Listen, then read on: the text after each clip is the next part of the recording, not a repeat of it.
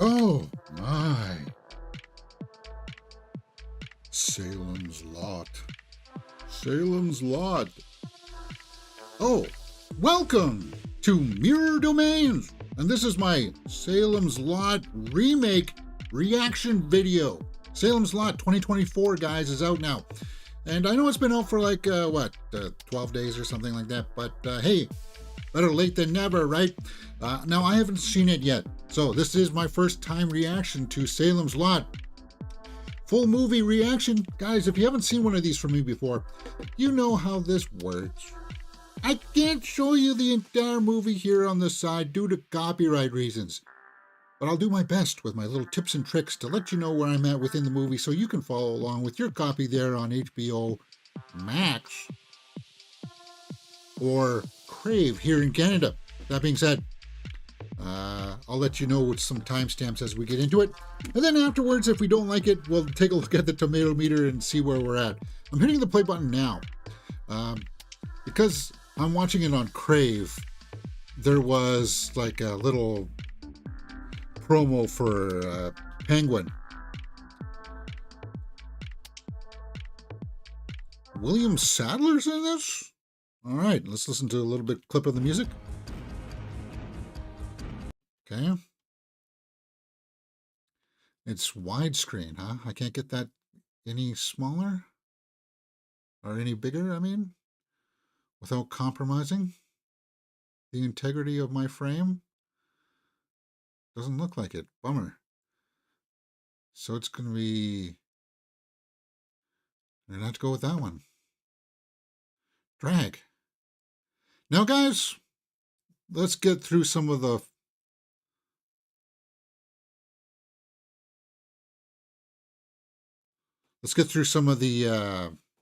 necessary housekeeping housekeeping. It's been a long time since I saw the original. I barely remember it. I remember the part in the kitchen when the bad guy comes in and you see him for the first time or whatever with the weird teeth. What the heck is his name? I just made a short about it, James. But yeah, so... and I know the book. The book's told in like these small little chapters kind of thing. So I know the gist of it. This movie was supposed to come out like a year ago, but they pulled it off the shelf. As I finish my move from London and settle into your town. Barlow. That's it, Barlow. And Straker. Job this evening. You will be there upon its arrival. Yeah. Hey, James, had you seen the original two-part miniseries? Yeah. Oh, that's... Is it pronounced Pilu or Pilu? He's from Game of Thrones. Move it. He's one of the Greyjoys, right?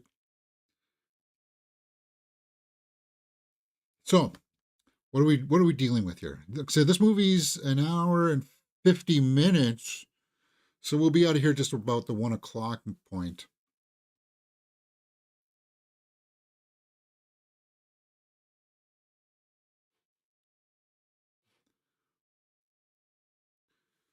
Austin House carried the crate into the cellar, past the stairs, finally delivering it to the... Okay.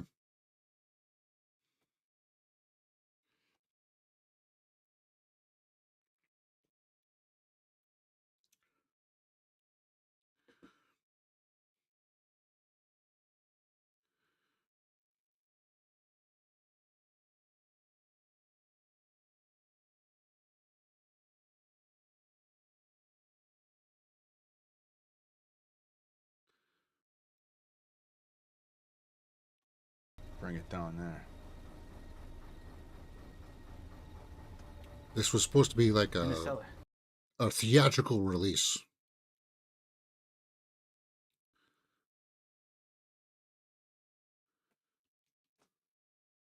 You go open it up. You want me to open it?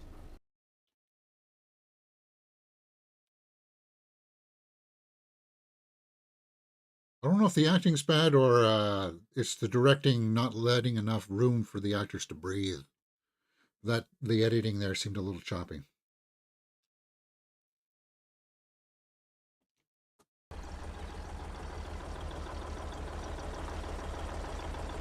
Because I'm looking at it from the perspective of this being that it was supposed to be a theatrical release.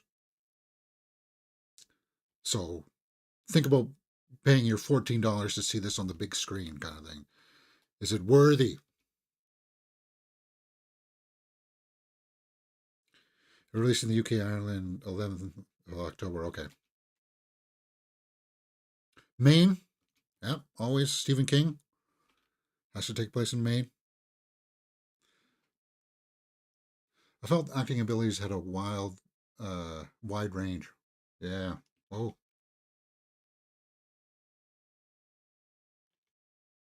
You know, Pilo has good range.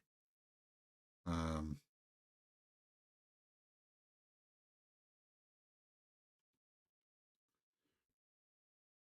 I'm starting to lose my grip.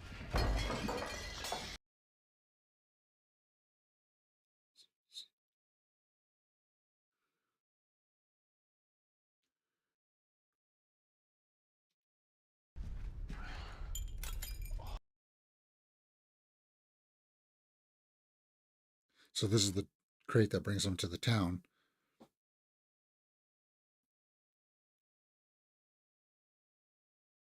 Like Dracula kind of thing, right? The earth gives him his powers.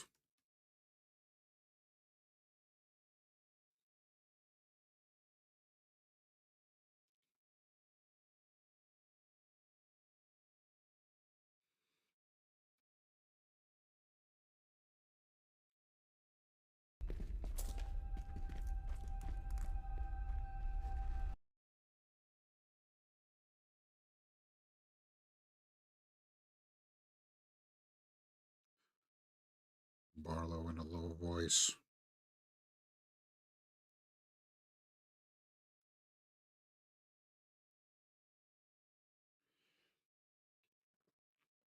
I also noticed that Caddo Lake is available. Been hearing a little bit of buzz about that one as well on Crave. Dylan O'Brien. I don't know if it's aliens or some kind of transdimensional thing. Thinking about watching that one too, guys. This week is very busy for me, though. After today, it's pretty much nonstop until next Thursday.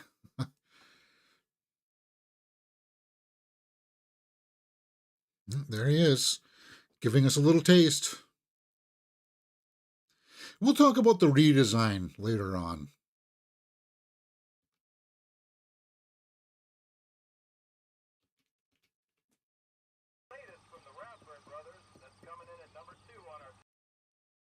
Raspberry Brothers. That's a good shot. Cinematography.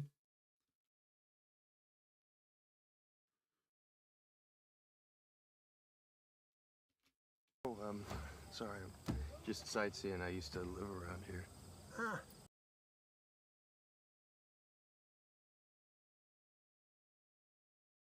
Oh, that's William Sadler. He's got range. You, some kind of an author? Yeah.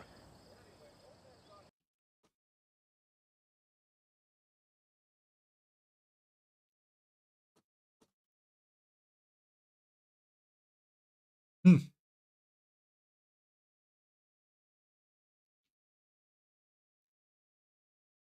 Sheriff looking out for drifters in his town.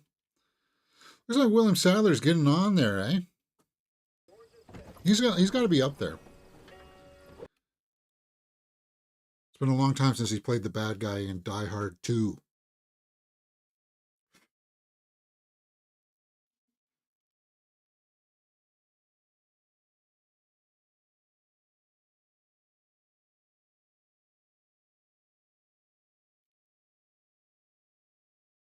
Needle drop.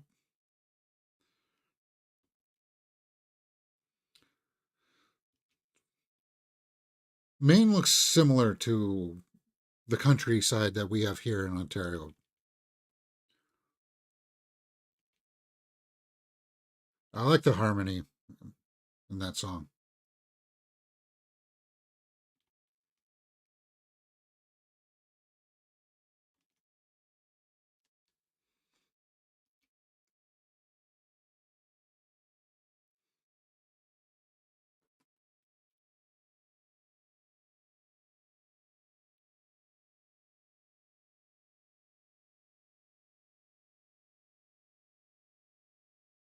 William Stanley Sadler is 74. Good career. Yeah. 74.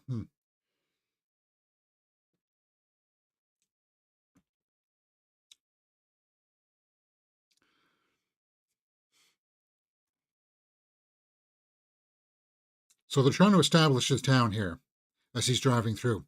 And this will be like our setting for the movie for the show here. Barlow and Stracker, fine furnishings.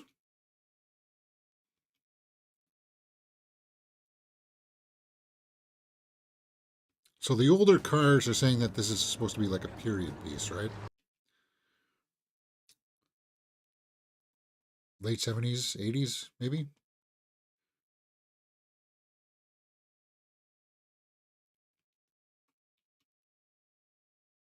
So he's an author. Another Stephen King trope. Some characters always got to be an author of some kind.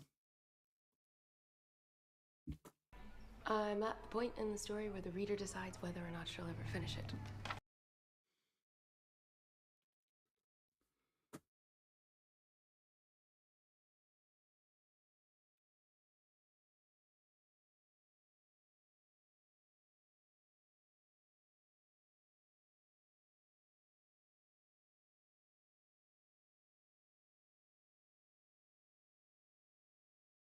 Get a fresh pot going there, Susie, will you?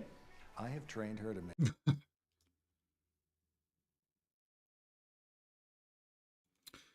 Fresh pot of coffee. YouTube.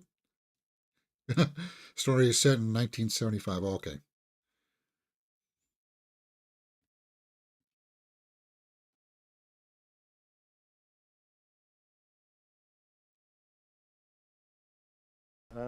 Some European fella. Where's these fancy suits?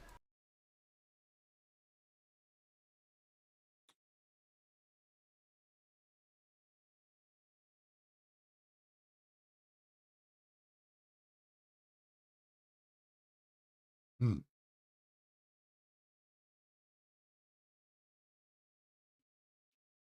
She recognizes the name, Just need a place to and live. now she realizes well, because I'm it's sure the you're book acquainted that she was reading. Okay, that's why she.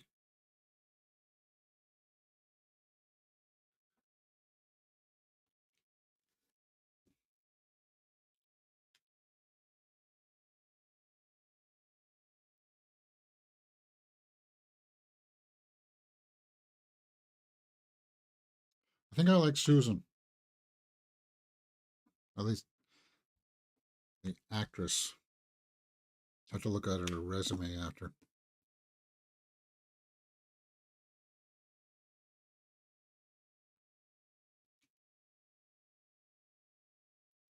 Who knows? Maybe one of these days he will. Don't count on it. Here we are.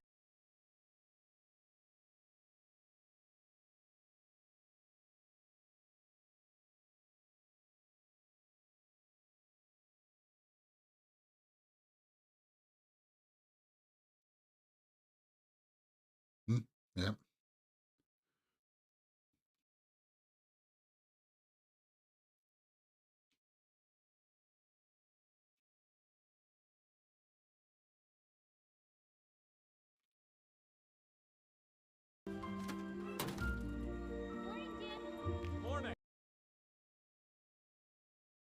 Milkman. That's weird. I just had a conversation with my mother about that the other day. About I asked her if she remembered times when you had milkmen coming around, because that was a bit. That was before my time. Get your watch ready. Let me know when to start. The escape artist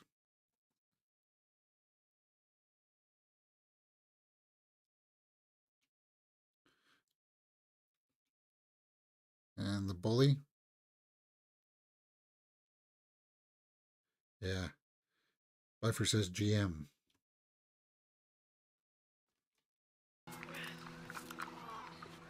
He just walks up and decks him.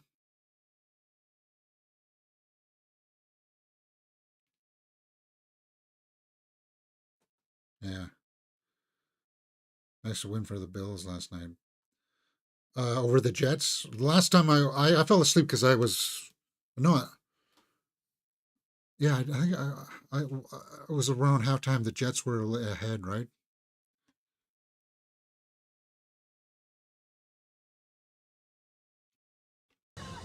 Well, at least he's standing up for himself. That's what you got to do, right? My first memory of his milk is being delivered. And this guy was in. Well, he's in a lot of things, but he was in the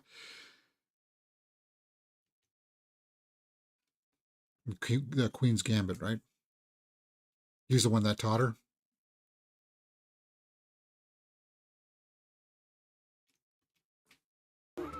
Back to your corners.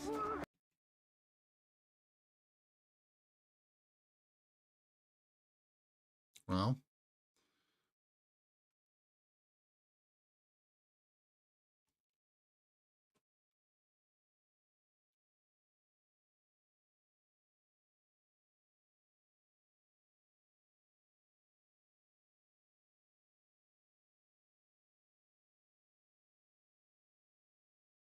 The Royal River running backwards. so everybody knows about Richie.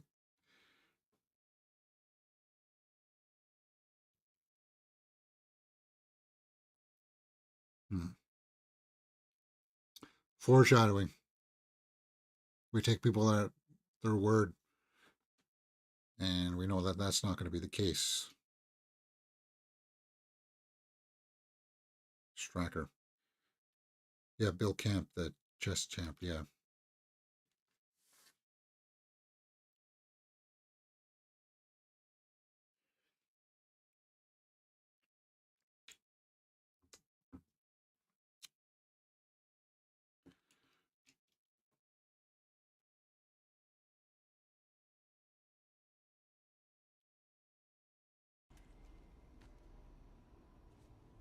So is he researching for a new book?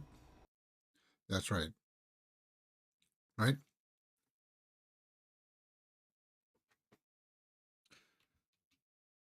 In my very first school, we had something like this in the library, but then they kind of,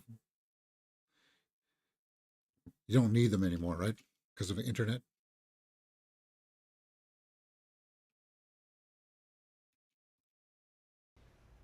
We're in a library. Who are we discussing? Lloyd Tibbetts.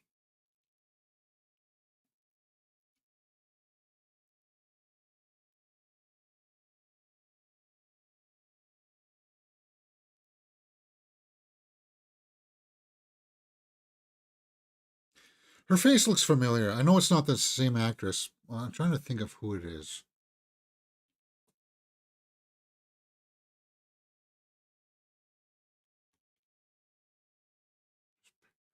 Oh.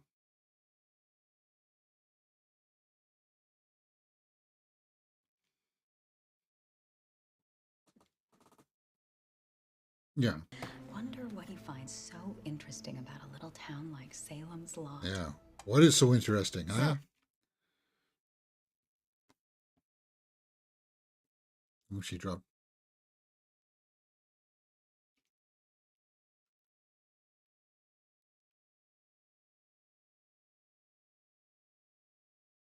I want to say Lake Bell. She reminds me of her, but that's not her. I know that. I think I should come with you. I'm gonna come with Mom. No. So that's a very subtle way that some girls ask guys out or whatever. That was interesting.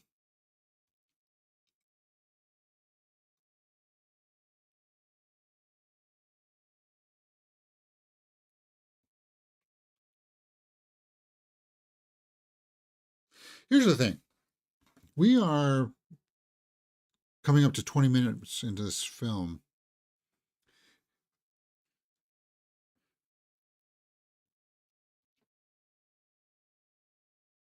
And while we've seen some of the characters, I feel like I still haven't quite yet gotten to know any of them. The rest of the year.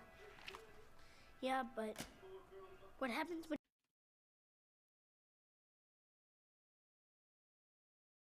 Oh, one of the kids always has a blade, right? I like this guy. Standing up for himself. Taking no guff. That means. What's it mean? Yeah. Ralphie's just. Ralphie.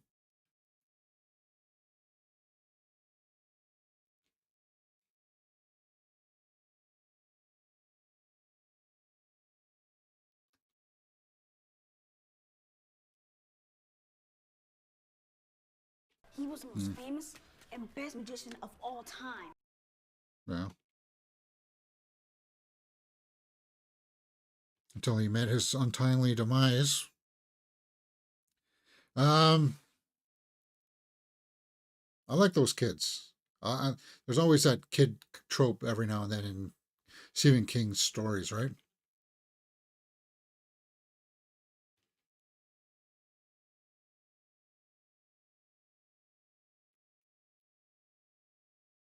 Yeah, drive-ins are not that common here anymore. We've got one over in Guelph.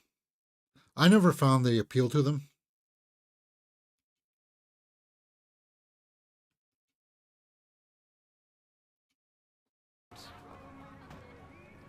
Fancy seeing you here. Well, she kind of said that she was going to be there.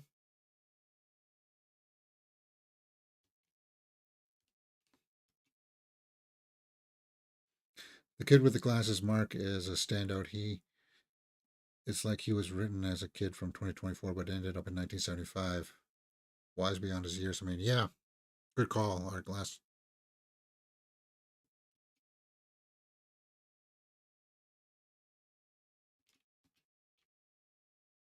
I have a secret spot with a better view if you want to. And now she's inviting him to a secret spot. Hey.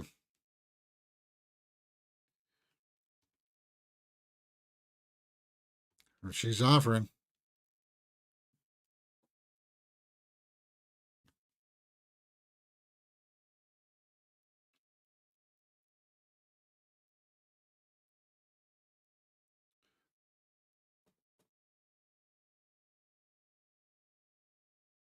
I think one that's missing is we saw Barlow. We know that there's something menacing here, but we need to establish that menace now, right?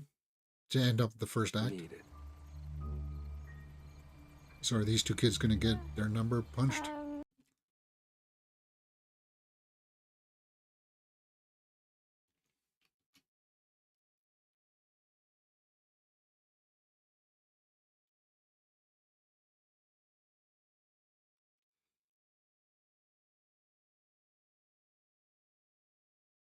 Oh, he's smiling. Look at that in the mirror.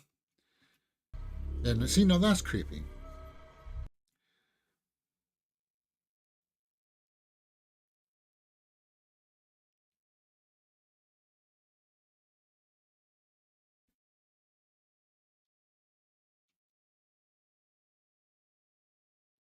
Zimmerman.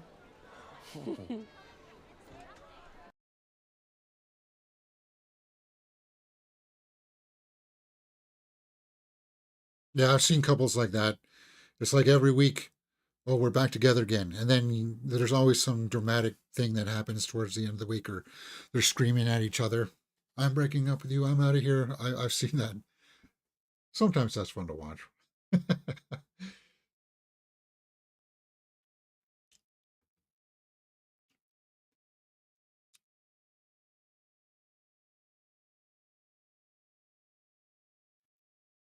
Larry?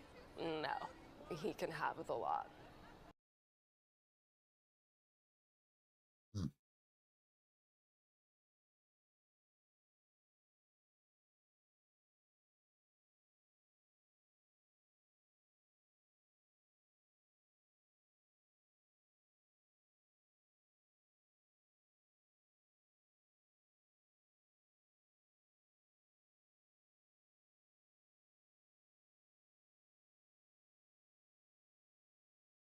Research.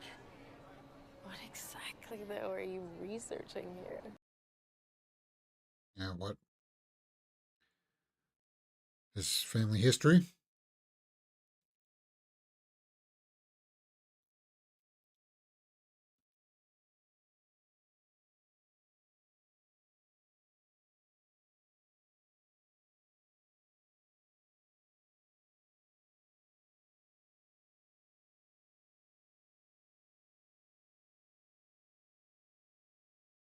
Okay. To Salem's Lot is like my way of reclaiming home.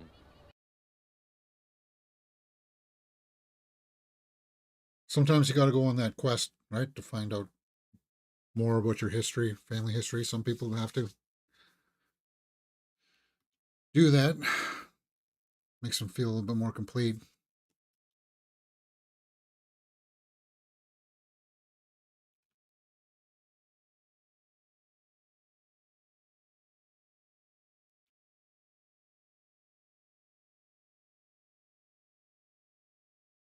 Man. Oh yeah, these kids are getting it. I like the use of silhouette here, though. And that creepy kind of aqua color in the background. Bluish. Oh, there he is behind him. Your tonight's food.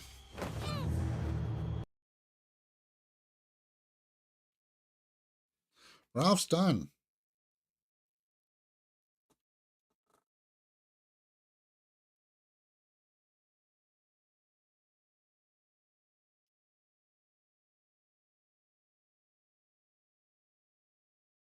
Yeah, Straker or whatever his name is. He's kind of he brings the victims to yeah, Your town into his image. the food.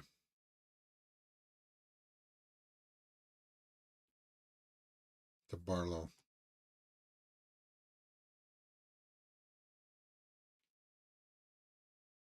Oh, Master Barlow!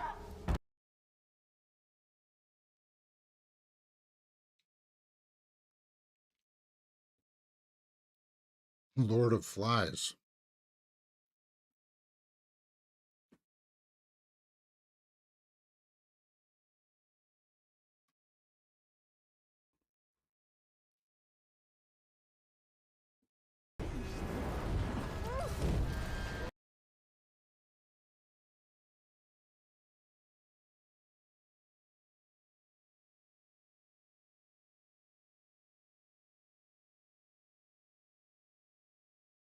It was a little, his line delivery was a little operatic there.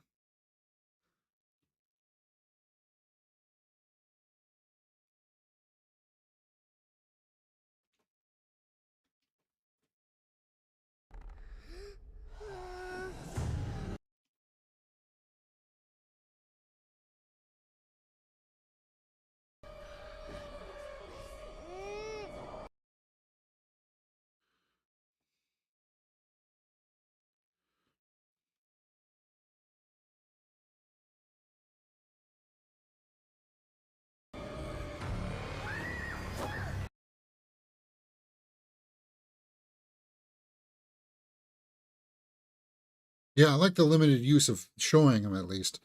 I think they're going to use the same tactic in the Nosferatu movie that we're going to see.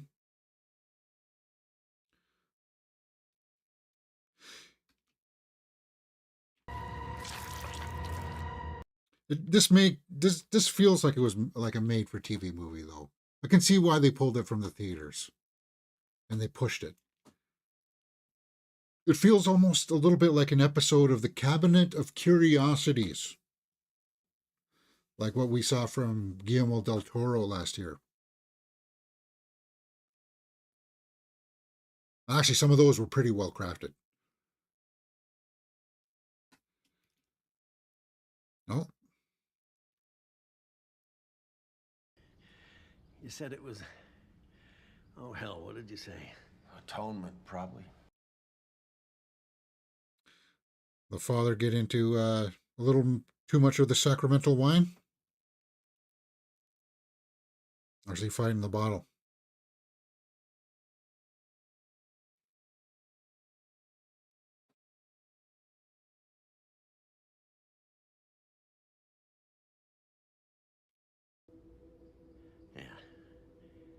quite a world we got here.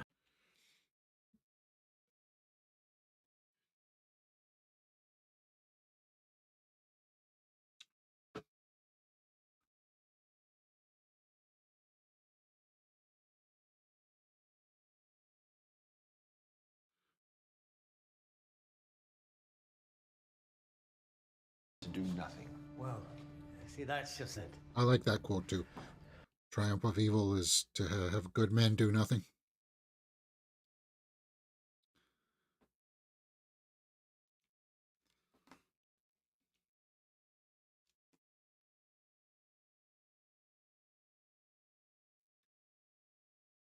Is this a search party?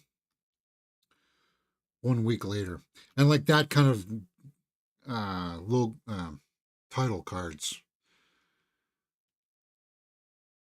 emulate that made for TV feel, right? I didn't believe that from her. Asshole. Nobody wants your help here. Ah,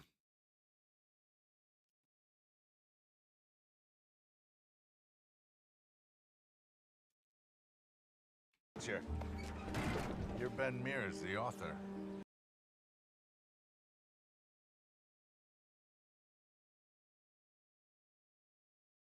hmm.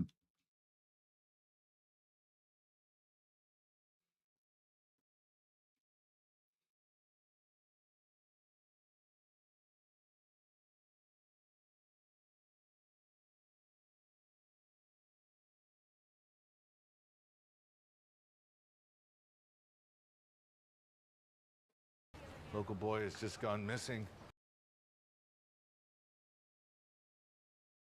Oh, he has. Yeah.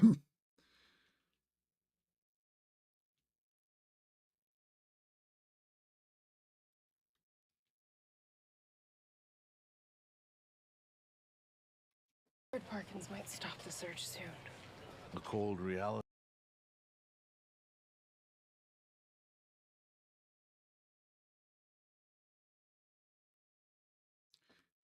Wow. Yeah. Experience. Both. Probably.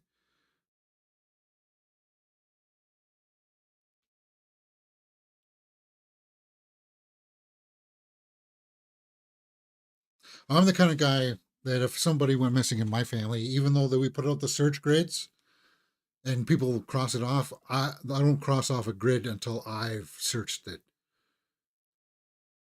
And I'm thorough. Like I'd go over, like I would not stop. I would sleep 4 hours a night and maybe less.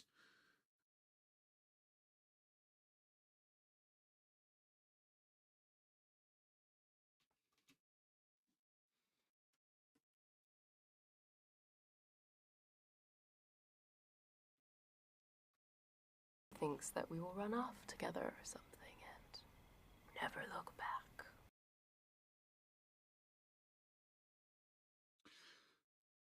And I'm not really feeling the chemistry between these two. Are you? You know what I mean? It's like he just showed up and you didn't feel the, oh, who are you? You never felt that from him. You felt it from her maybe a little bit.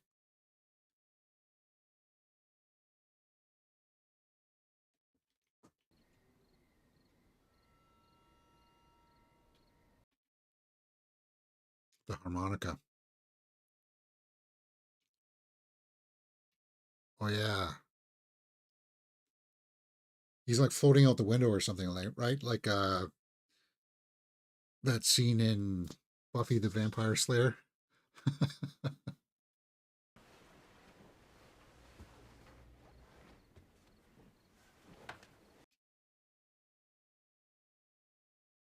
So there are bits that are similar.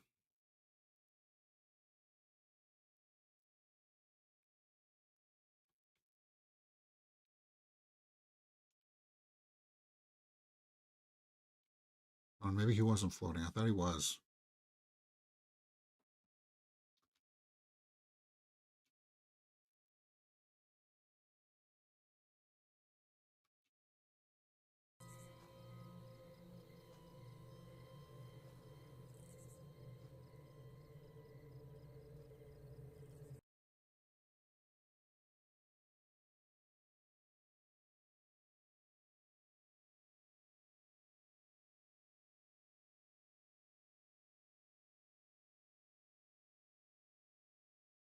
Ralph?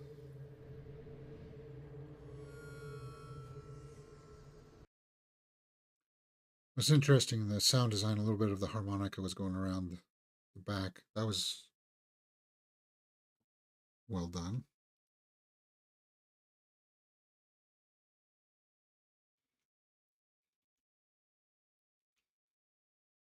But as horror enthusiasts, we're like, jump scares coming, jump scares coming.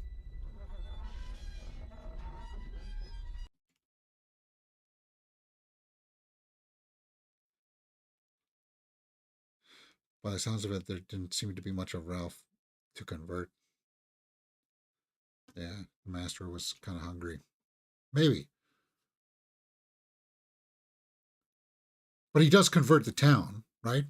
That still happens? Like he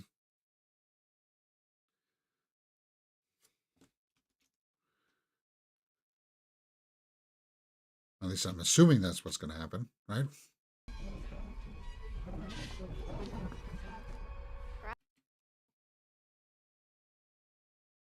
Oh no, that was Barlow. Okay.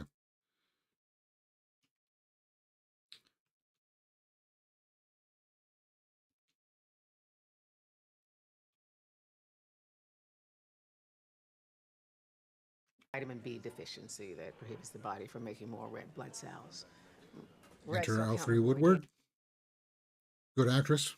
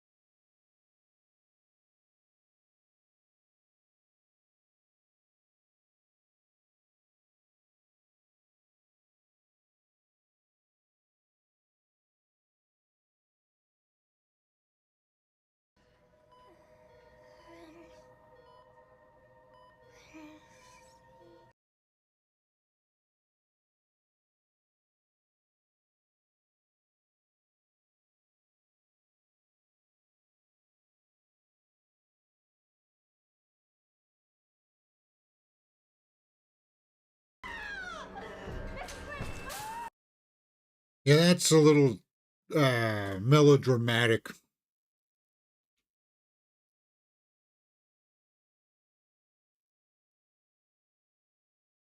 Oh, you gotta have a quick pull before you do the service, huh, Father?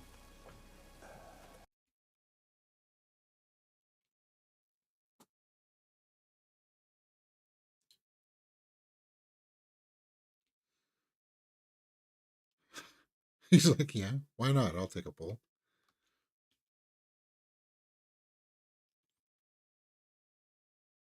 No, I can't. See, I wouldn't want that. I'd be like, no, I want to show my respects.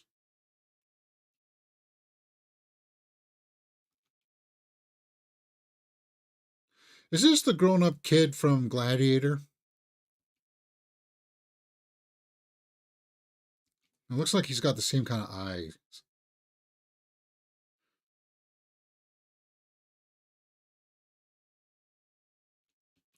Is this the Tibbets character? I mean, as well, too, right?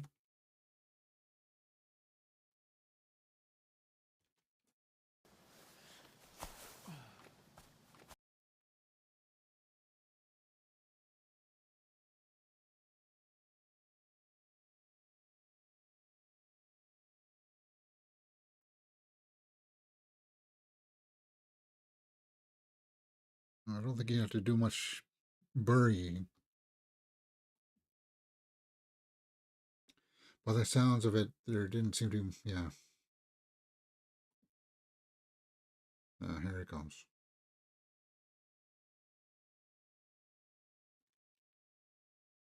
Where are we at? 40 minutes in, 41 minutes. We just passed the 41-minute mark.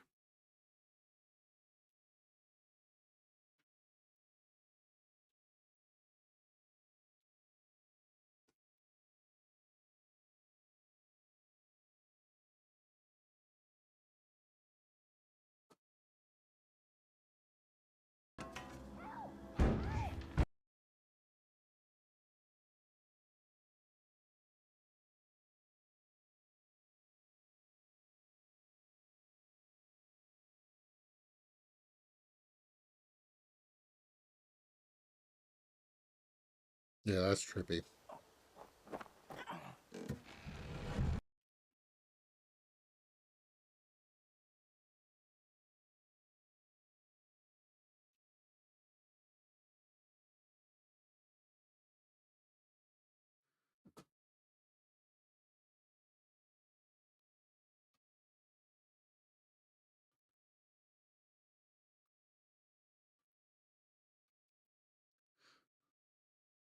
The dirt is far away.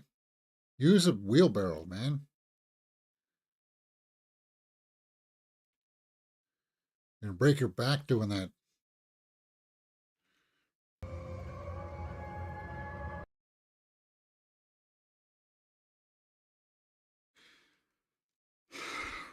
Okay, that was supposed to be scary, guys. Where are we at?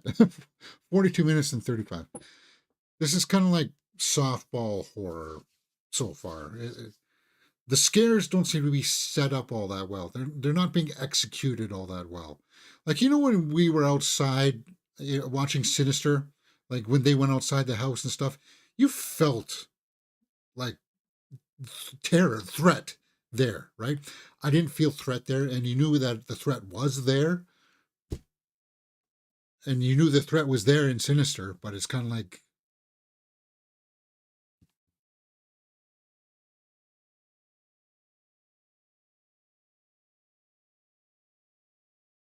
mm. So he's asking why the kids aren't talking about the other kid missing. Dells.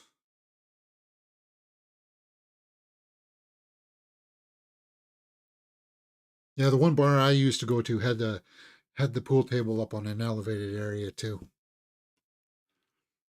The Copper King.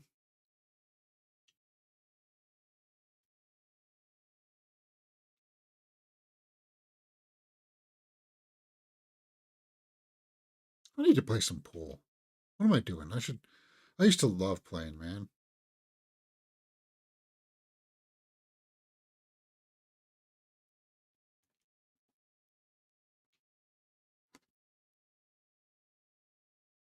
Spencer Treat Clark played Lucius. Yeah, that's right. We're just talking about Lucius, or we were just talking about Gladiator last night at Thanksgiving dinner because the trailer for Gladiator 2 just played on the show, TV.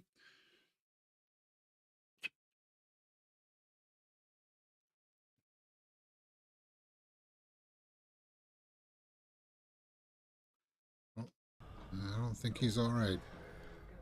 You don't look so good, Mike. No.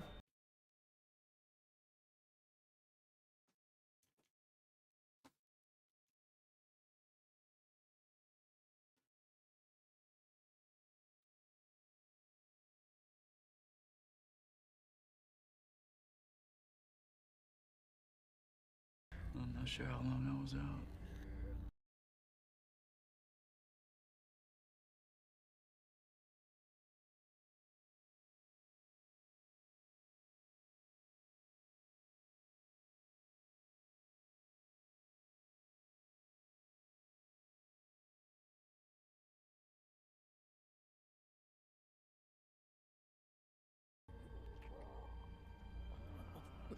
Sound design is creepy on him. Okay, that's creepy.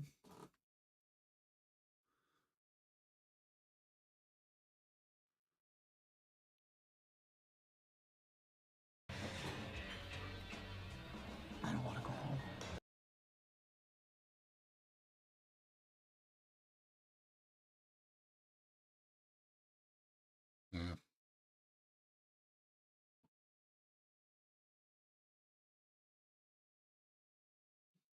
Don't think that's a good idea, Mr. Burke.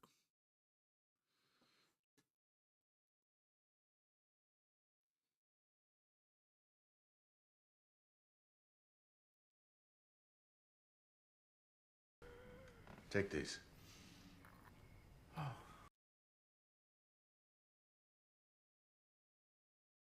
Yeah, it's the way he's breathing. It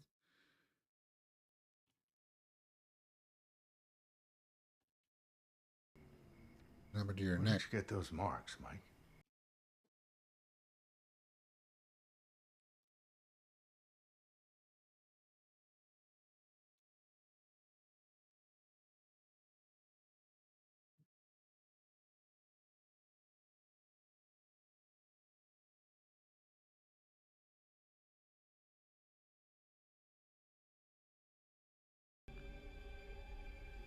Did you wake up with them? Well, we know that the kid got it from, right? Jeffrey Lewis played Mike in the original movie. I just found out that he was Juliette Lewis's dad. She was in From Dusk Till. Yeah, I know who. Juliette Lewis is a good actress.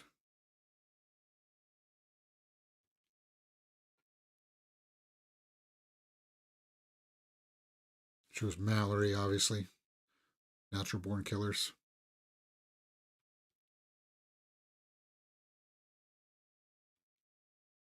She was also Brad Pitt's wife in California, right? Is that? And she was also in uh,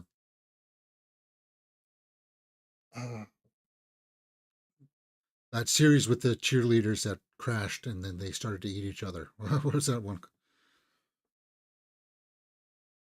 Uh, Christina Ricci's in it as well. The not the beekeepers, something like that. I forgot what it's called.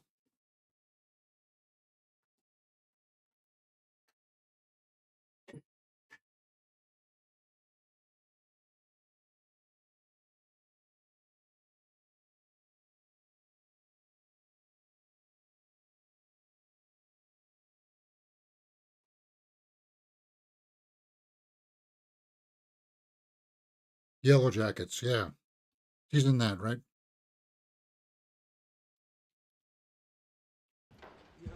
Just a minute. Matt Burke.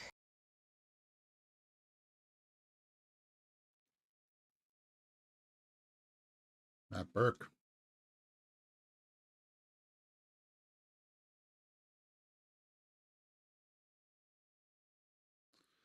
Huh. No guests, remember?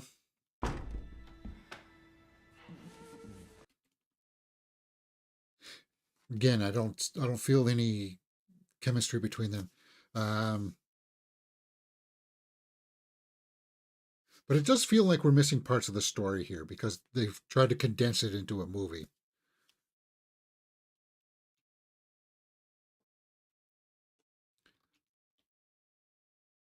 Like we're leapfrogging over stuff, right?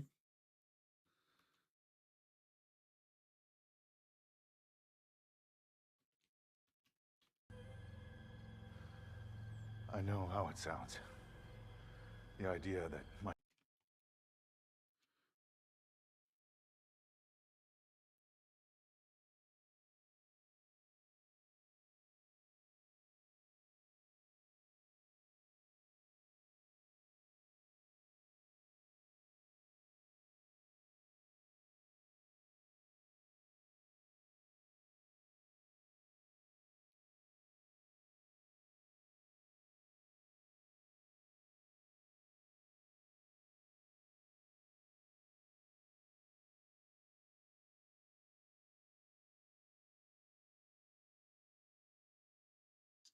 We're not even going to have a conversation about that.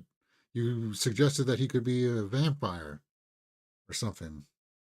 I would like to have a little bit more dialogue about that. What's your evidence? Okay, if they do exist, how are we going to deal with it?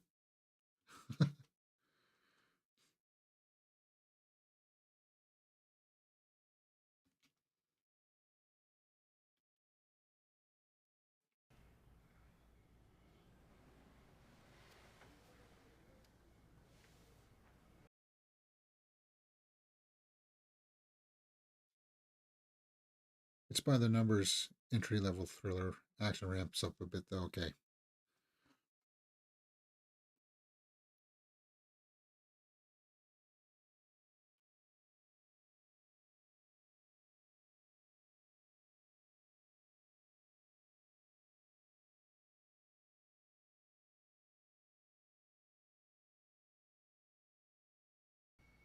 According to folklore, they disappear after death. So,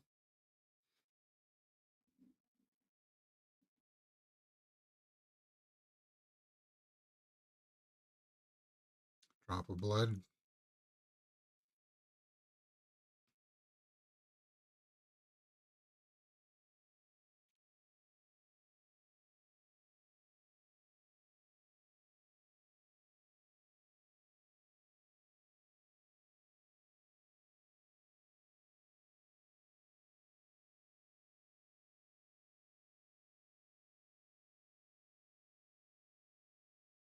He died in his sleep.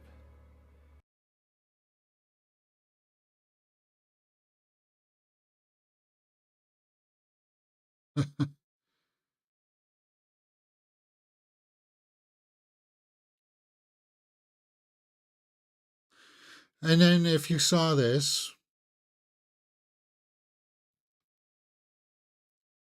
would your instinct to be to stay in town? Would you not want to? Oh, see the extra feet?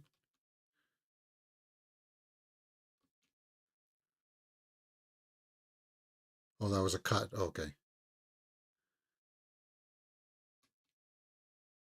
Well. So they did call in the sheriff. Well, he's definitely dead. Yeah.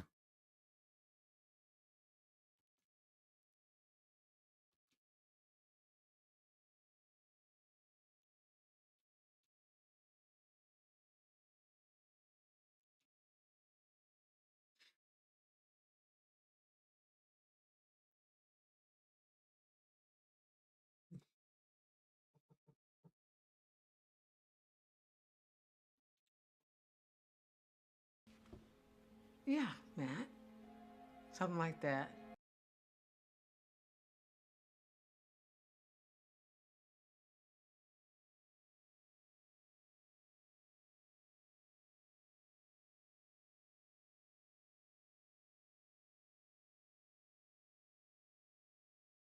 Yeah, that's a legitimate. What do you think?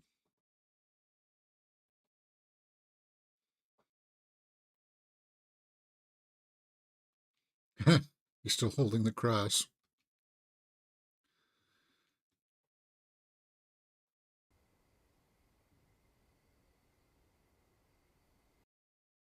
Yeah, it feels like I thought we went back to the bully storyline again, but I don't think we are going to. Feels like we're not going to.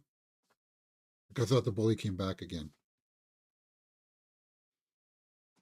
Yeah, he's floating outside.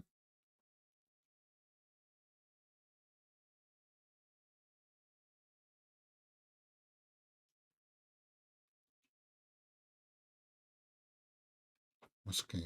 What was that at? 54 minutes coming up to 55 minutes.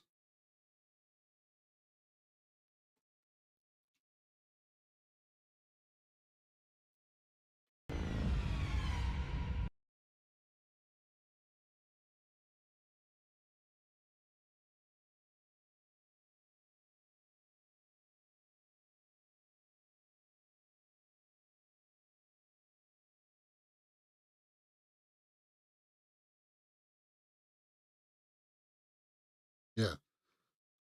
That's a scene like out of Buffy.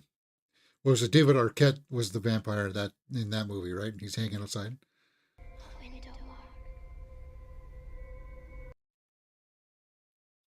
Oh yeah, the trance, right?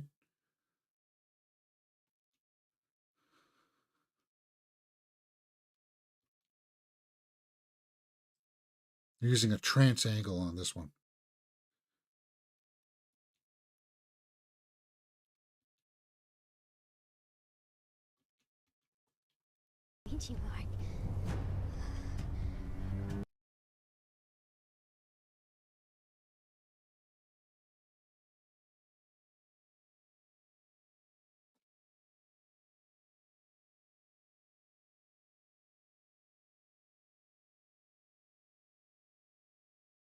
Hmm.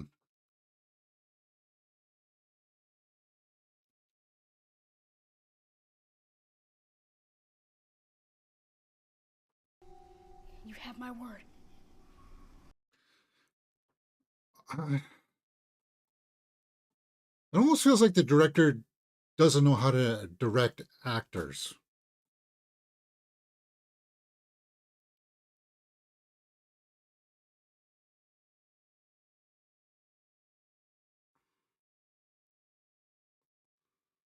So this kid is learning about vampires now, trying to get some rules.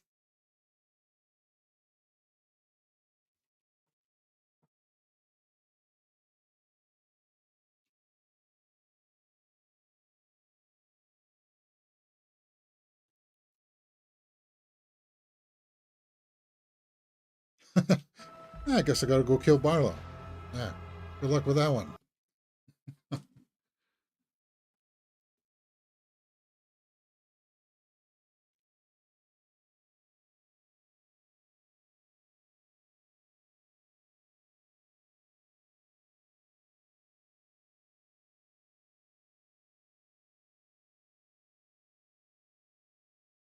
He's also a scholar of types.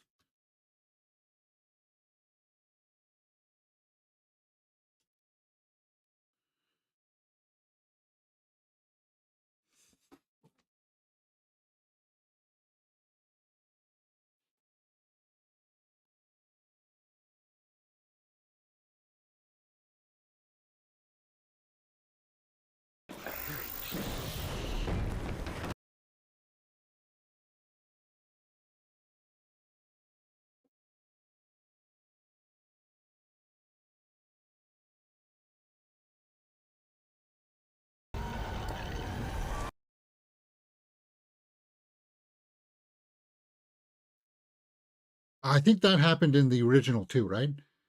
It flung him against the wall. And I do remember him, somebody like rolling over through the window, the door frame like that.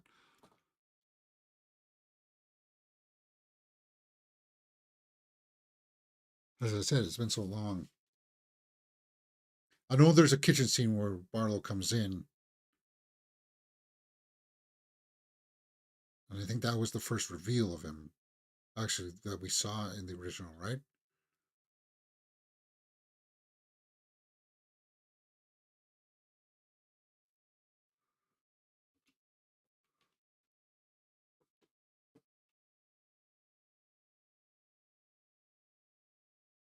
Well,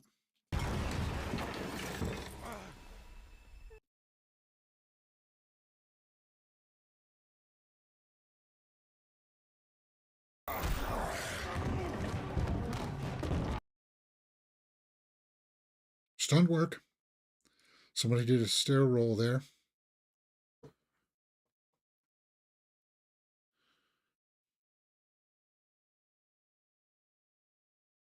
And that was actually pretty well done too. Please.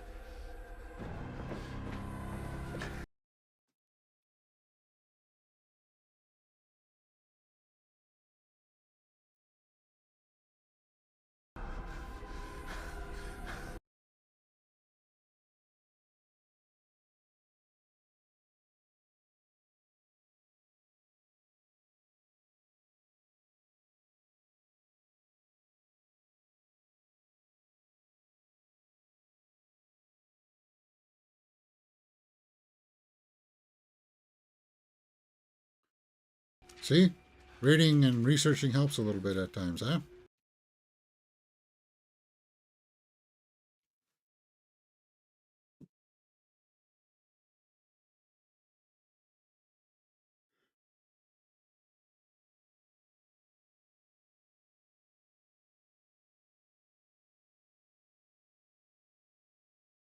Right to the mortuary. Yeah, you don't think they would want to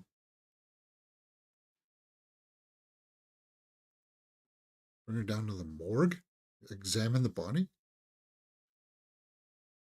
unless the mortuary is double serving.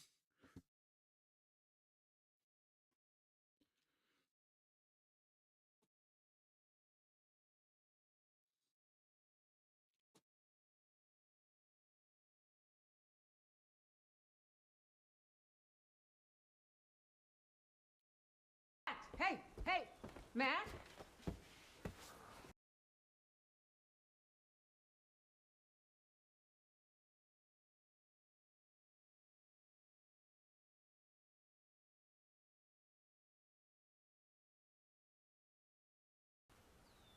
You have any idea why?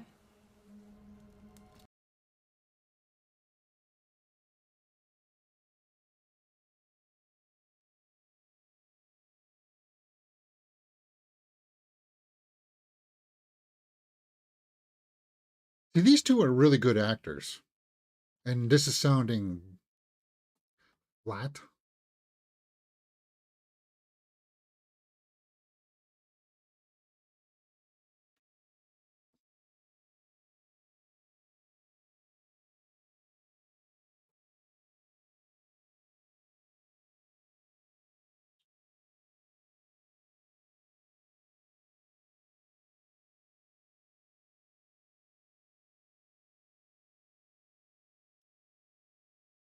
His funeral.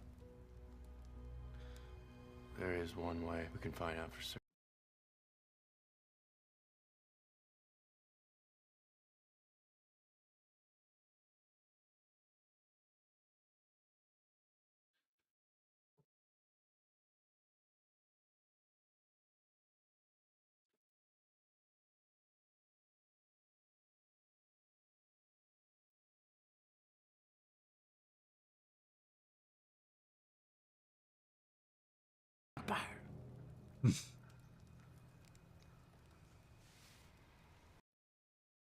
And the dialogue is clunky.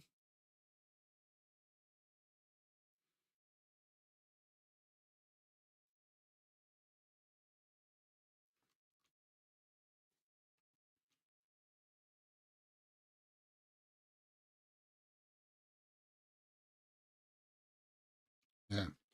Do what? Wait till night comes. Yeah, with the possibility of vampires running around outside.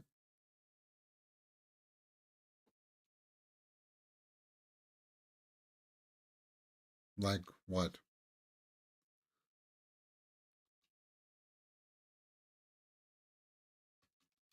Straker. I intend to remedy that.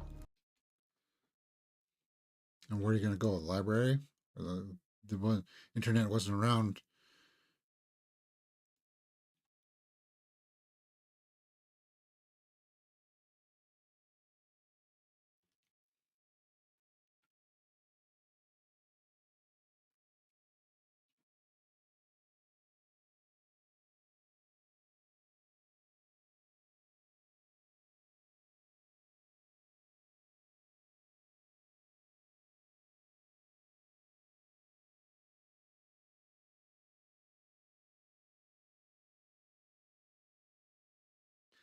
This kid's got some brass. Thinking he can do this all by himself with a steak. He's doing it during the daylight, though, at least.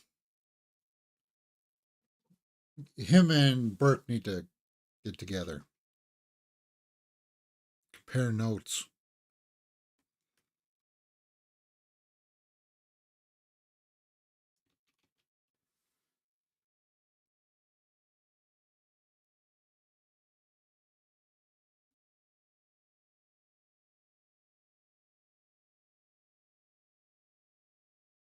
Yeah. They got Danny. I said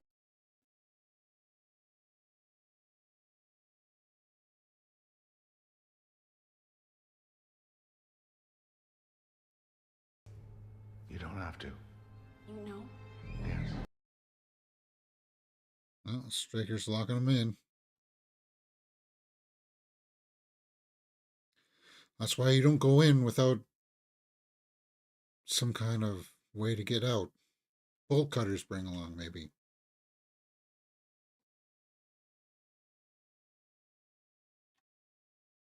Well, that's awfully convenient.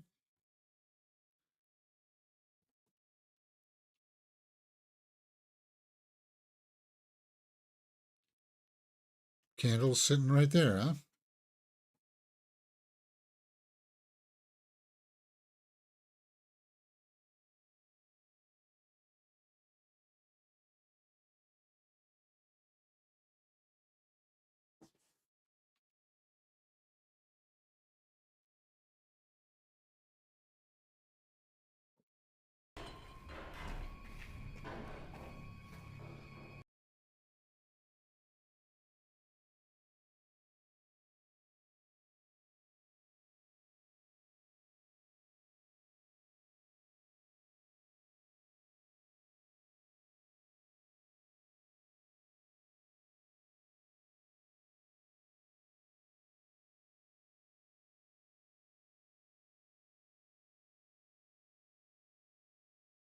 Well, work.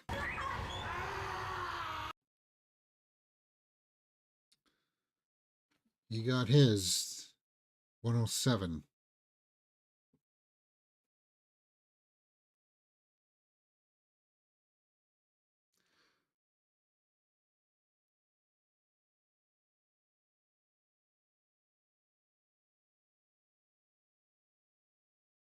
That's the mother.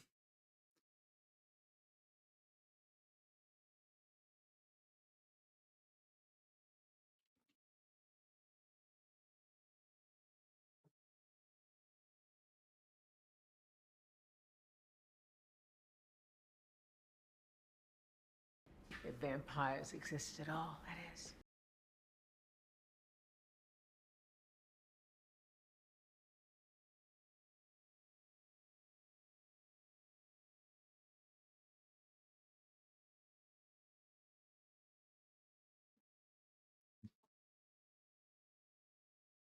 Yeah, that's a question that I said you should have asked right away.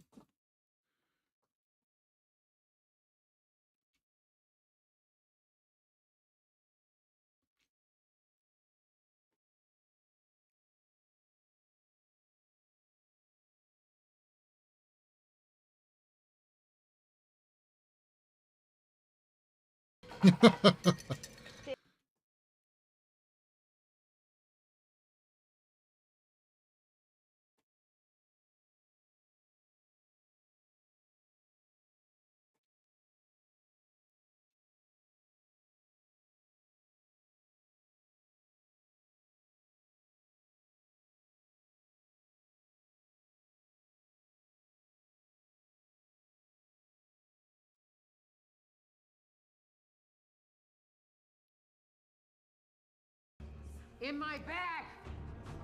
Yes, what are you waiting for?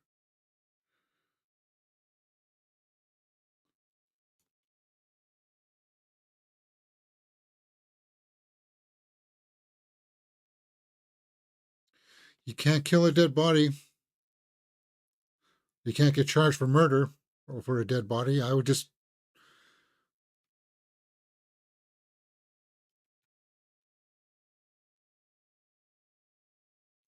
Holy shit, it's glowing!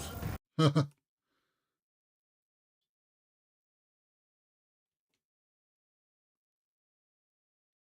not want. He maketh me lie down in green pastures. Yeah, and the glowing crosses is a little hokey, isn't it?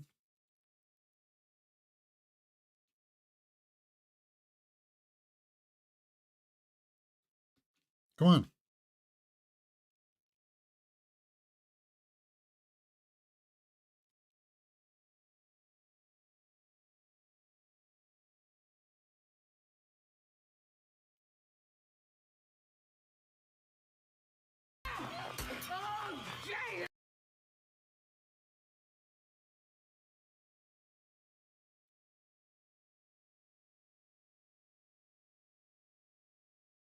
Oh, there she goes.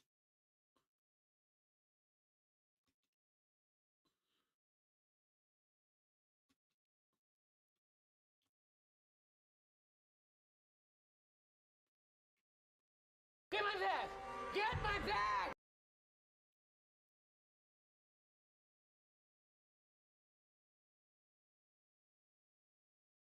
What's that? Iodine?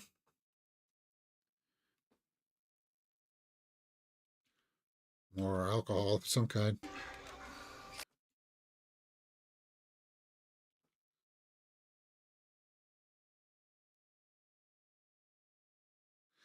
You think a rabies shot would...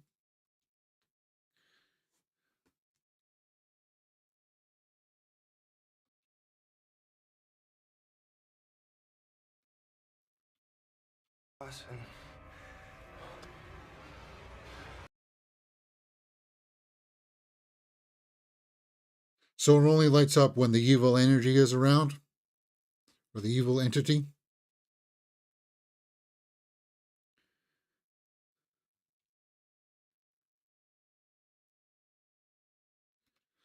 Why would we wait till tomorrow?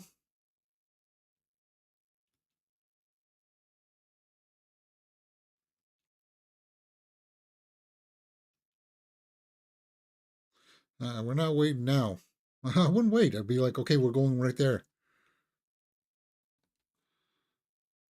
Yeah, I found this scene with the sticks most infuriating. Yeah, that you could just take two things like that and bless them with not even a full prayer of any kind.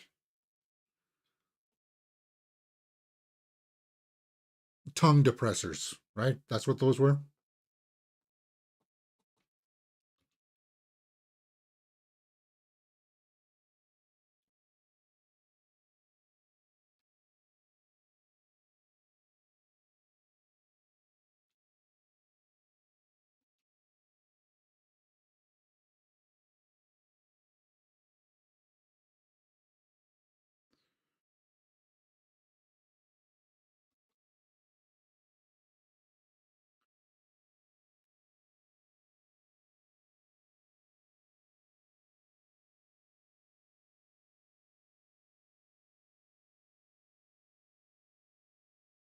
One 13. One, yeah.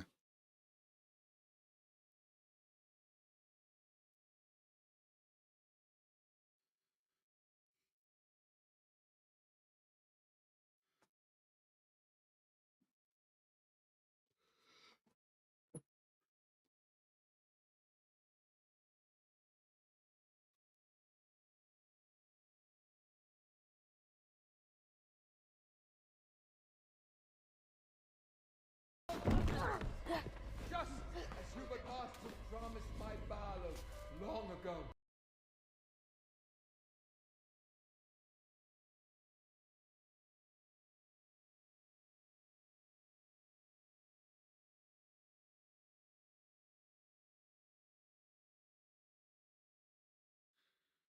Yeah.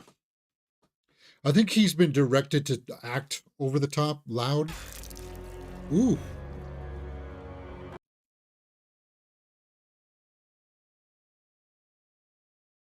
Okay, so I guess that's it. That's a wrap on his character. Yeah, I think he's been directed that way. Dracula. We'll take a look at who the director is and his credits after this.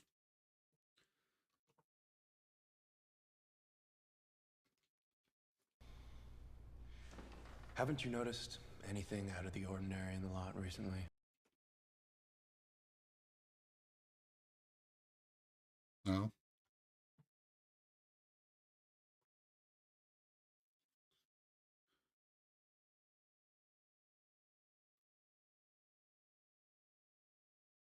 Yeah.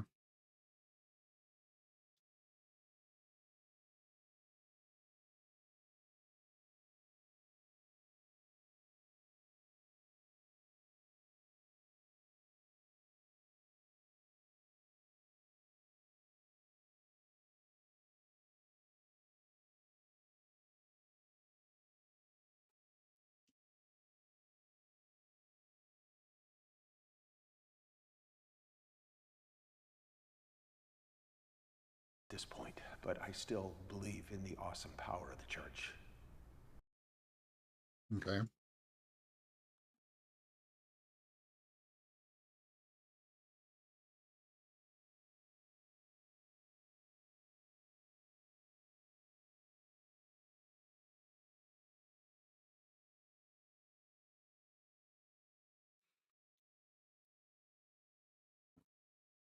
So he came to the same conclusion that he needs help from the church. Sorry, one of who?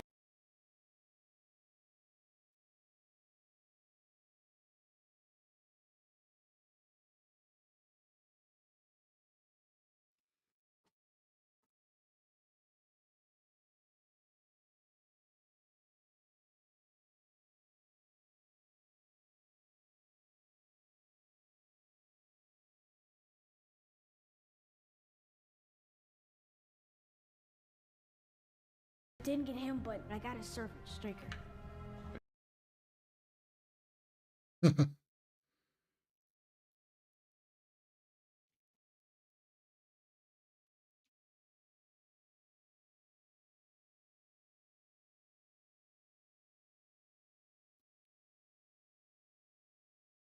Yeah.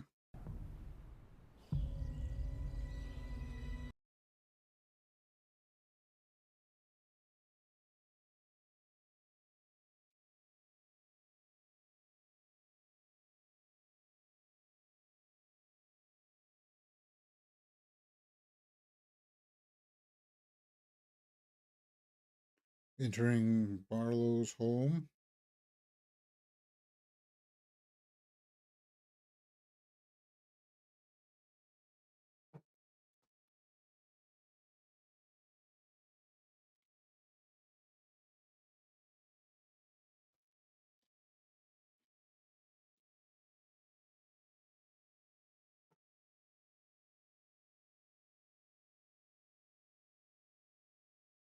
That old school radiator in the background.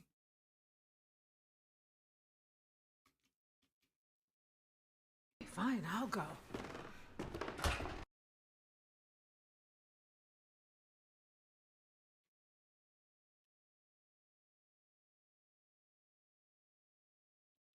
Yeah, let's go down to the basement.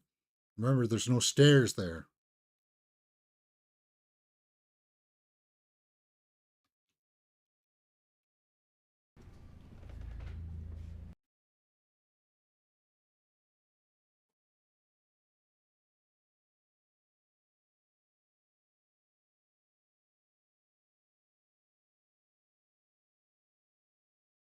Burn it. That's what some people would say. Just who cares? Just burn the house. I'll go get some gasoline.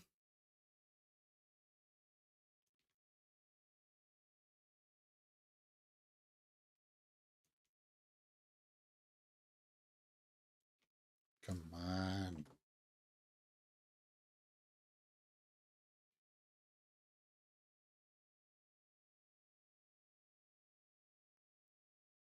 So we're supposed to be driving towards the third act here,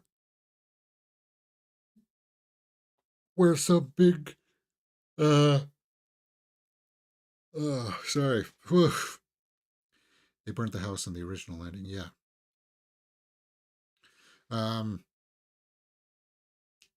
In traditional storytelling, for the end of the second act, there's like some big kind of climactic moment that,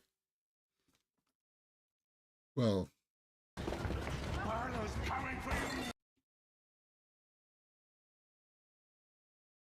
some kind of crisis moment.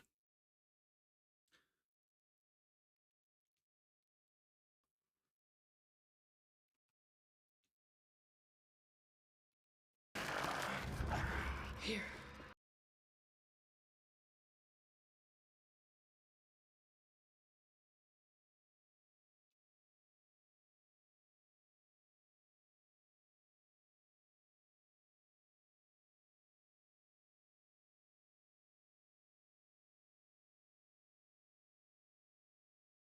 Right. Right, we need to find them somewhere safe.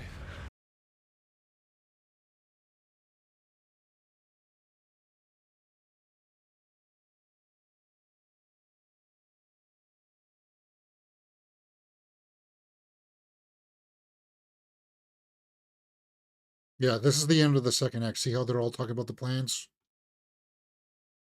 The second act here, setting up the third.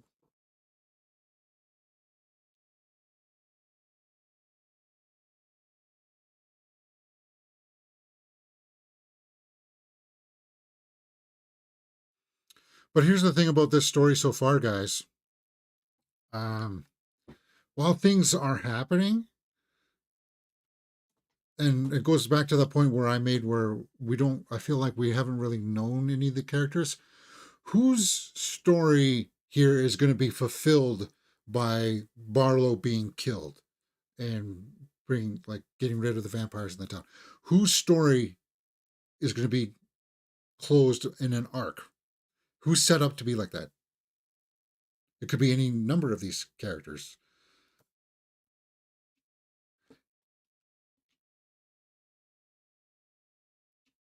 On it, Spencer's. I don't want to hear it. Wow, you...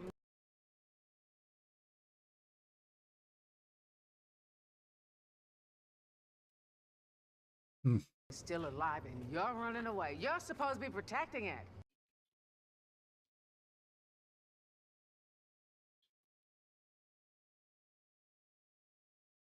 So you knew about Barlow.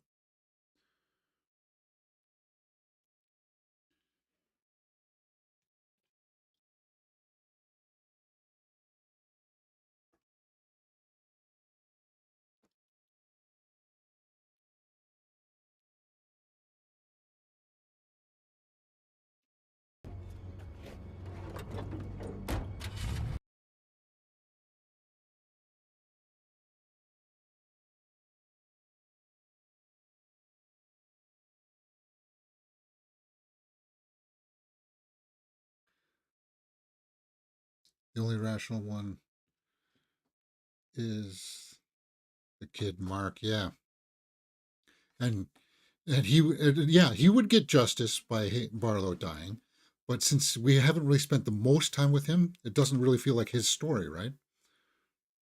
And I guess maybe that's the way the book was like too, and it was all chopped up in pieces like that. Because the book was trying to emulate Bram Stoker's Dracula, where it was like told in uh, diary sections and stuff like that, right? Hmm.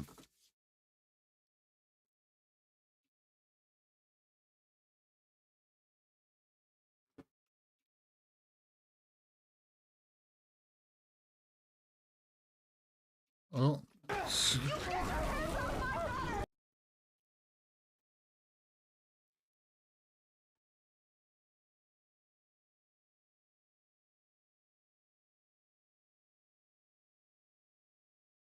she just had a piece like that. She pulled it up, but she didn't fire at him.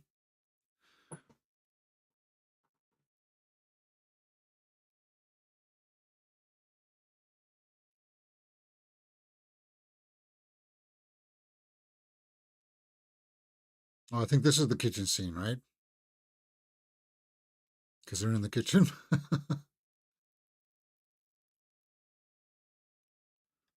Enough, Mark.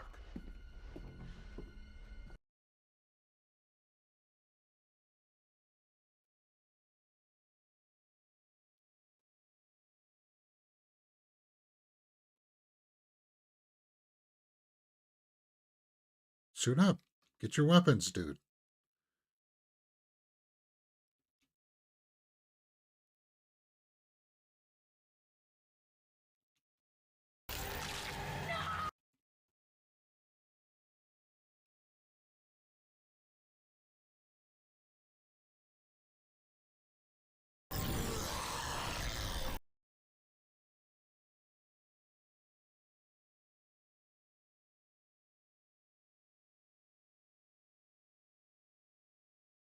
Yeah. You don't need to tell him that you're a priest. But you see what I mean? The dialogue's quickly. Why would he have to? The man's faith fail.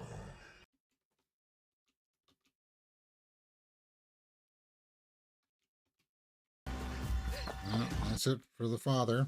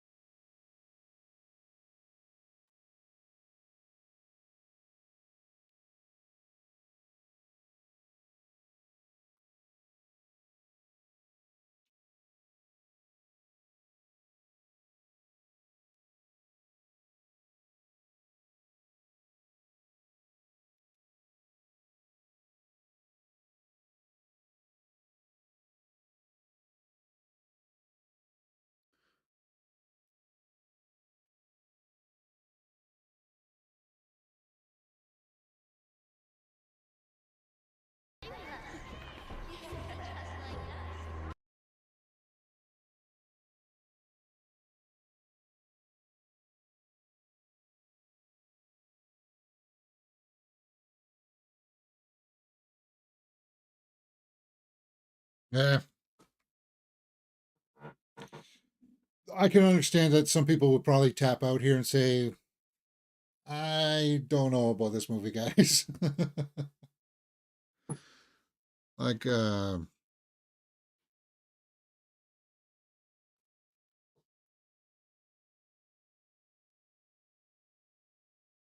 I'm not feeling the dread. I'm not feeling the need for any of these characters.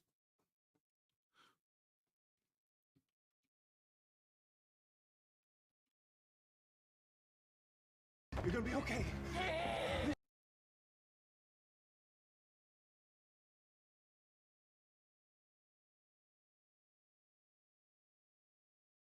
Well, that's the most emotion I've seen out of him so far. No, help her!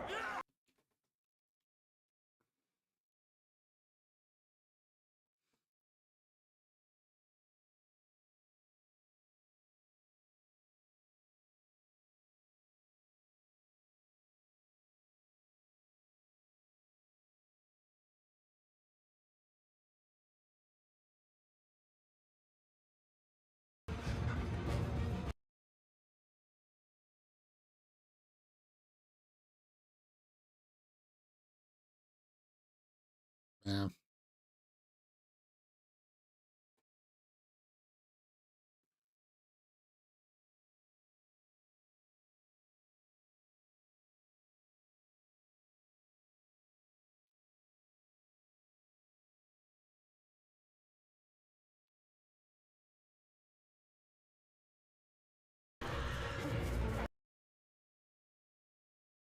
You know what did a better job of this about the town getting corrupted and stuff like that was Midnight Mass from Mike Flanagan.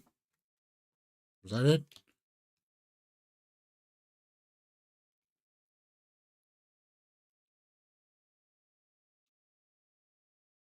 Oh, he's dead. You got a long, like, and that was a vampire story too. He did a much better job of executing a story like this.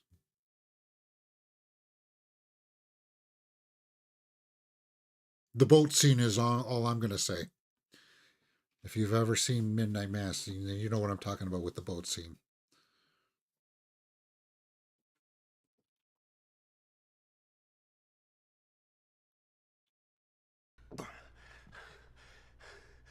Mark? Father Callahan?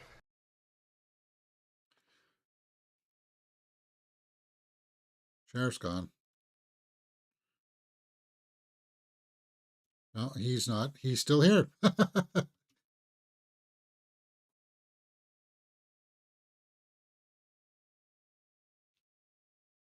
We just cut to the next day. Okay, then we're getting out of here at 1:30, and there's still 20 minutes left in this film. I don't know if I can.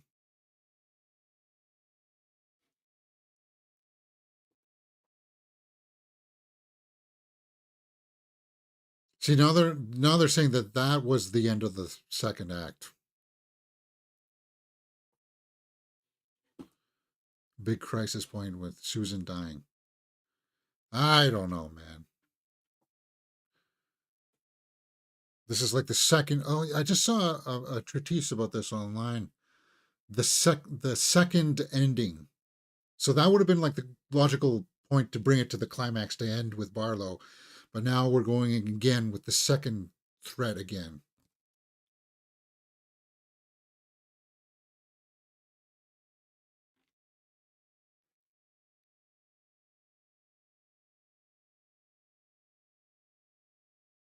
Yeah, I got Halloween vibes from the Empty Streets. Playing Don't Fear the Reaper would have been a nice touch. I actually think that the soundtrack to this has been working as a detriment because it's playing the scary music in the background and it's not allowing you just to get immersed into the scene.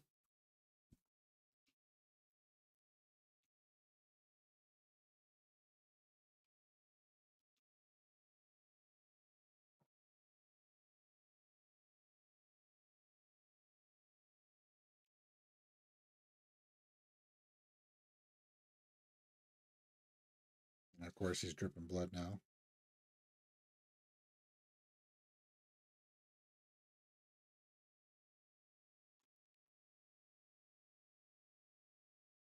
See how the music has come on now?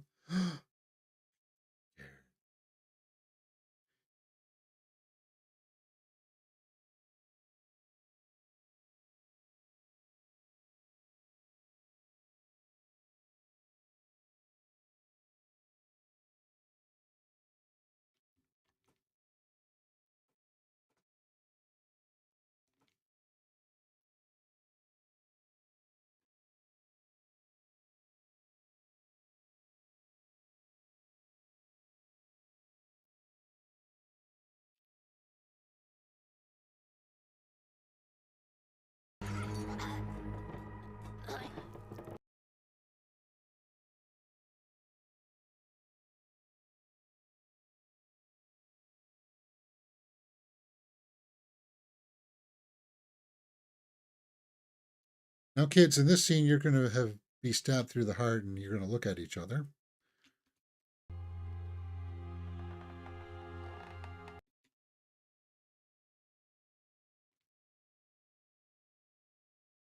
I like how his eyes turned to normal there. That was kind of cool.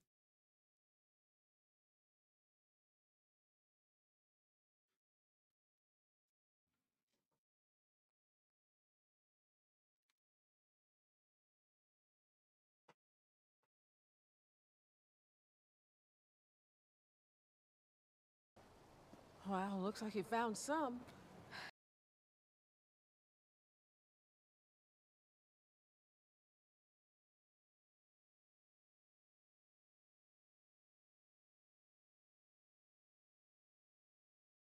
He started with Salem's, and then who knows?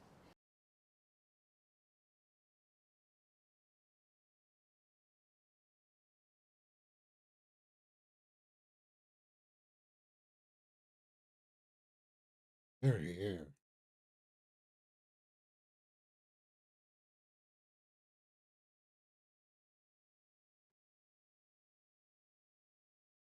Mortuary?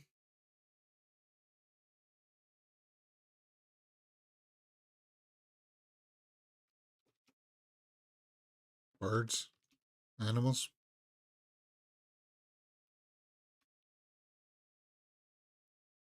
Those stakes you got.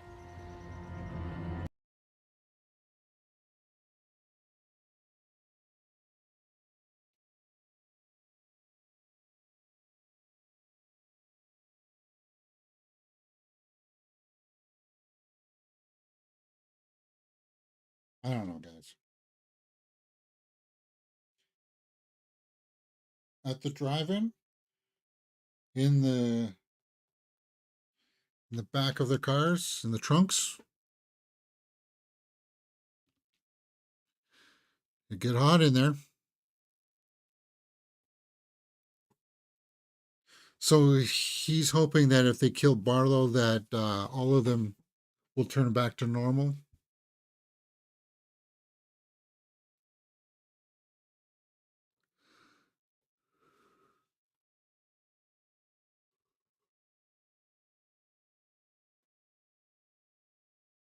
If she's in there, you're going to kill her by exposing her to the sun.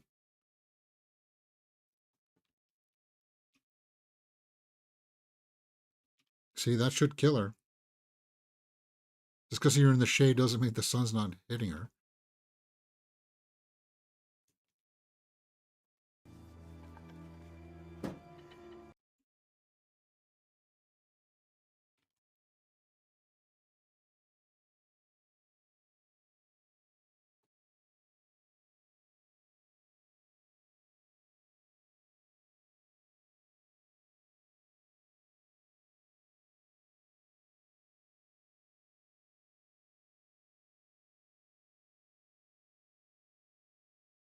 Wait! If we kill Barlow, then they'll all go back to normal.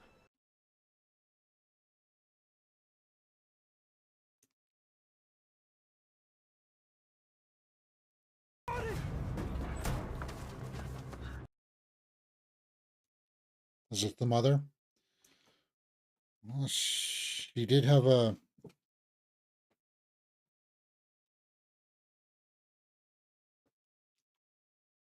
Wow. Shooting slugs?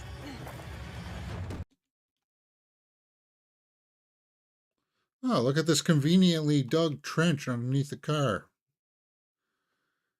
Yeah, it's because people don't fit underneath vehicles. They've been doing that since a long time in Hollywood. One of the most egregious ones is in Indiana Jones and uh, the first one, Raiders of the Lost Ark. When he slides underneath the truck, you could see the trench that's dug there for him.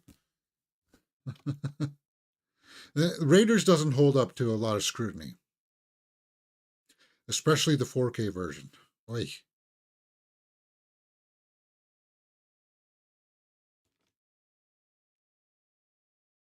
You come at sundown to deal with this situation?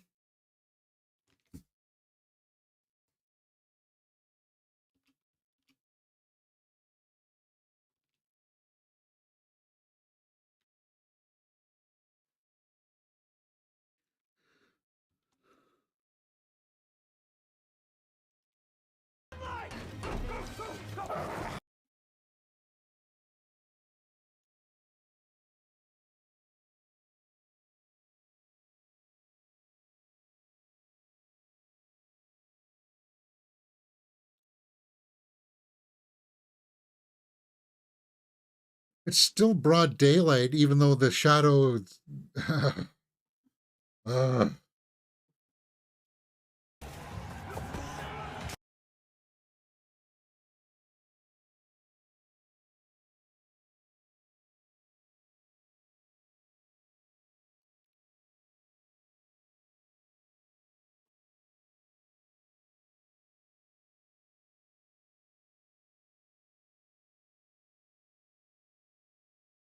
Yeah, it looks like Mark's going to come save the day.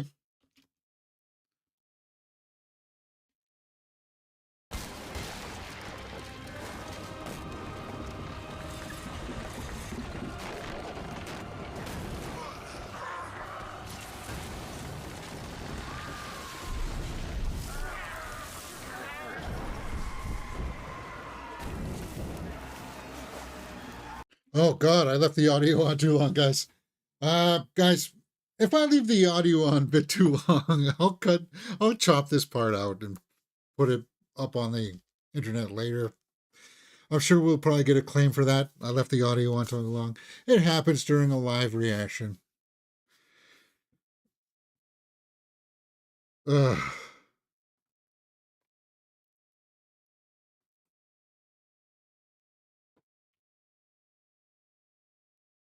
Mark saves the day again. Not once, not twice, but thrice.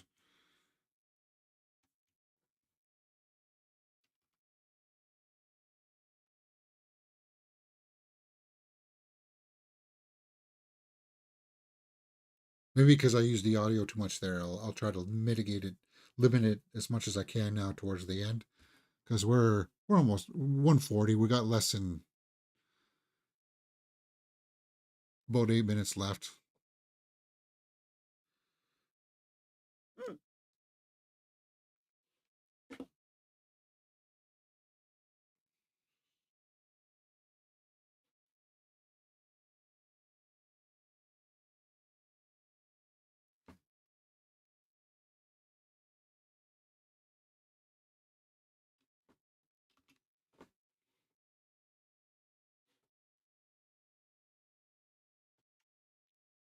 Yeah.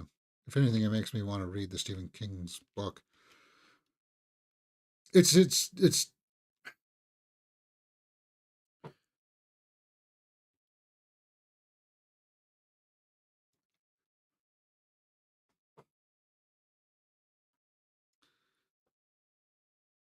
book is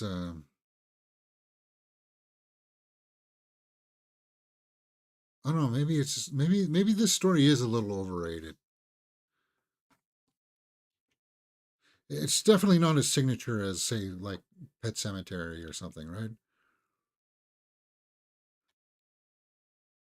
It's because I don't think they use the Barlow character all that well.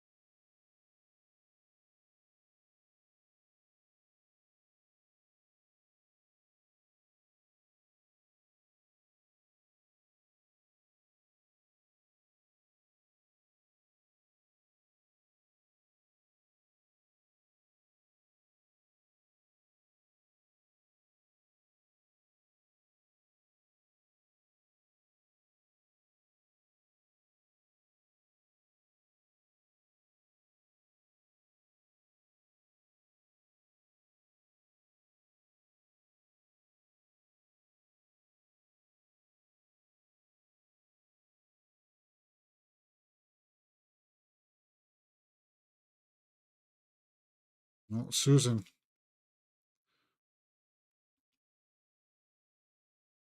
And see, Susan turning should have been like a big tragic kind of thing. Don't do this. Like there's a story angle there that could be really well done if you focused in on that part of it.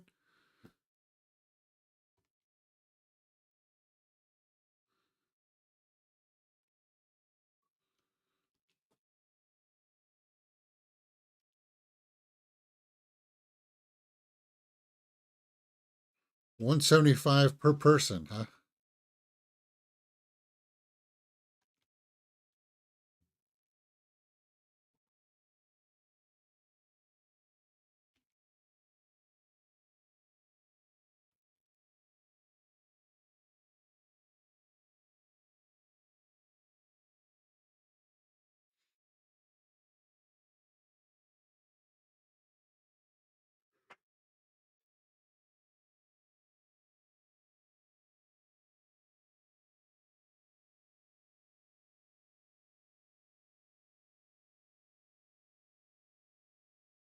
Oh,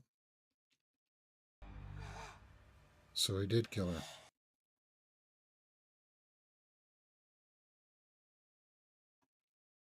Yeah. They only met a few days ago. They're hardly lovers. Yeah.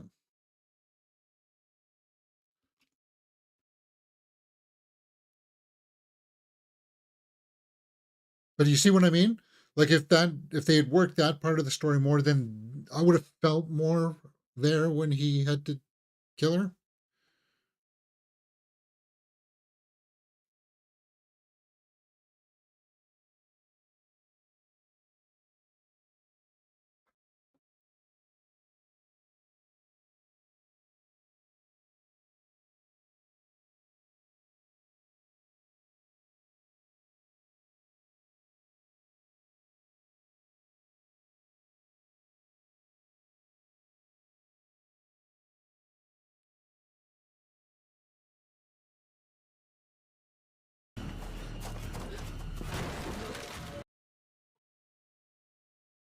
But you see what I mean, right? Like whose story here is getting resolved? Whose conclusion is getting resolved by this? And it's mostly Mark. Ben doesn't really have a whole lot of in this.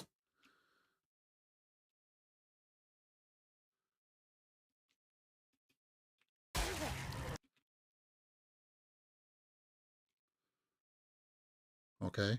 But through the heart, dude.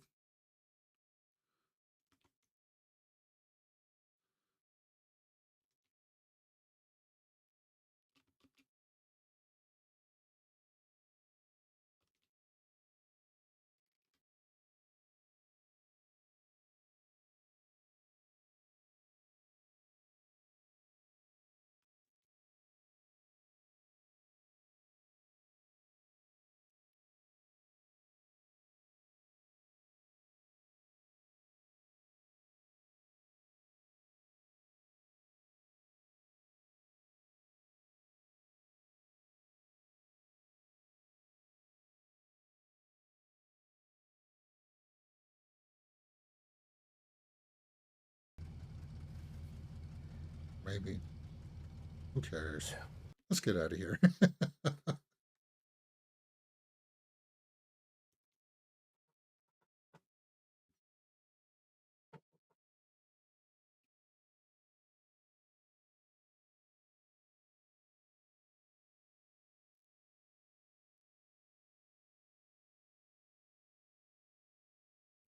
Go on the road.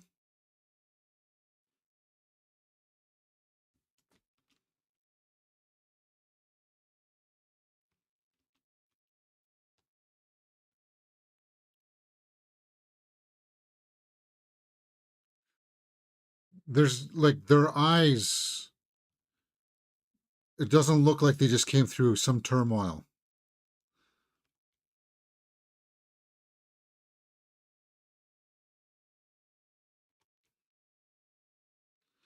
Jerusalem's lot.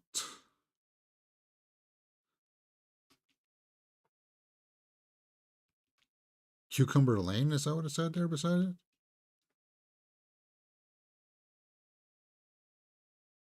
But you see when yeah. Um,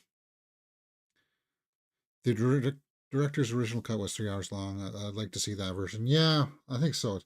But okay, like what did Ben? What was Ben killing Barlow there? How did that pay off the story that was set up in the beginning of him trying to come back to the town and learn more about his history? Nothing, right?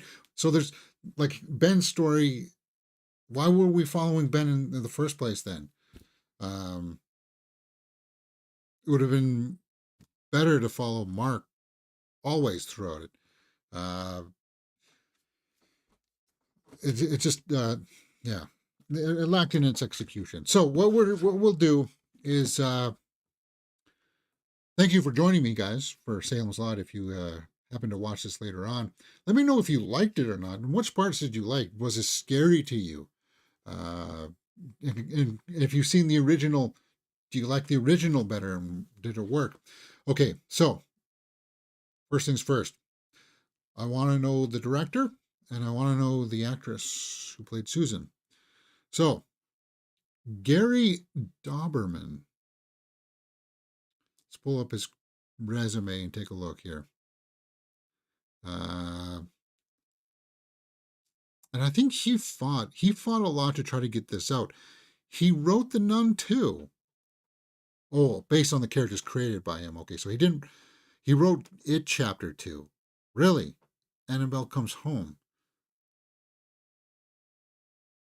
So he's a writer more. He directed Annabelle Comes Home, which I didn't mind. It didn't. Annabelle Comes Home felt more like a real movie.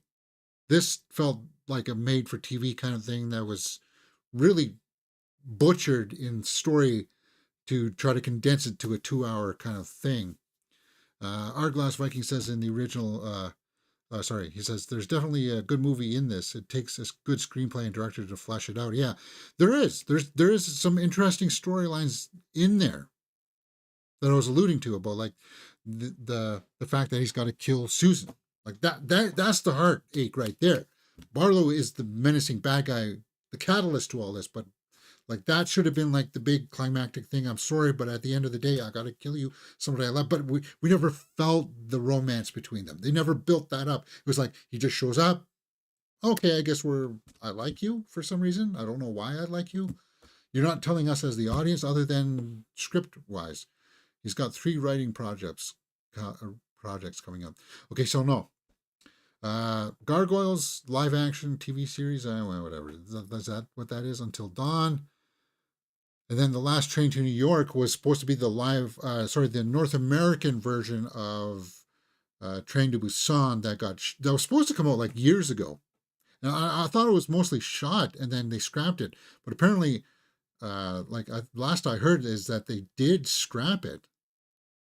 Remake to the 2016 film Train to Busan, and I haven't heard anything about this project. I heard it was like, no guys, we don't need to do this. In production, yeah, I heard that one got scrapped. As far as the directing, this movie was supposed to come out like in 2022, I think, like the end of 2022, and then it got pushed to 2023, and then it got shelved indefinitely, and then finally it came out here this year. And I can see why. It's rough. It's very rough. Like it felt like amateur hour. And if this guy is a writer, I can understand that if he never, he knows how to, I would say that you would think that you would write better dialogue than this crap. But I can understand then, yeah, he's not confident in working with actors, making stuff sound like decent. And you had competent enough actors in here that could make clunky dialogue sing. Bill Kemp, Alfred Woodward. Milo Asbeck can also do that. William Sadler, yeah, he can do that. Lewis Pullman was flat. He was monotone and yeah, I don't know what that was. I'm sure that this is one where he's like, guys, we buried it. Don't let people see this. This is yeesh. So, Mackenzie Lay is Susan Norton. I liked what she was trying to do. What else was she in? Let's take a look.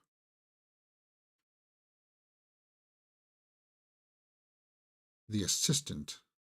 Vanishing Princess, Light Years, The Nick, The Slap. Gotham. Liza. She was Liza in Gotham. Hold on here. Let me pull that up. Maybe that's where I recognize her. Whoops. Talking about Gotham, that's Penguin.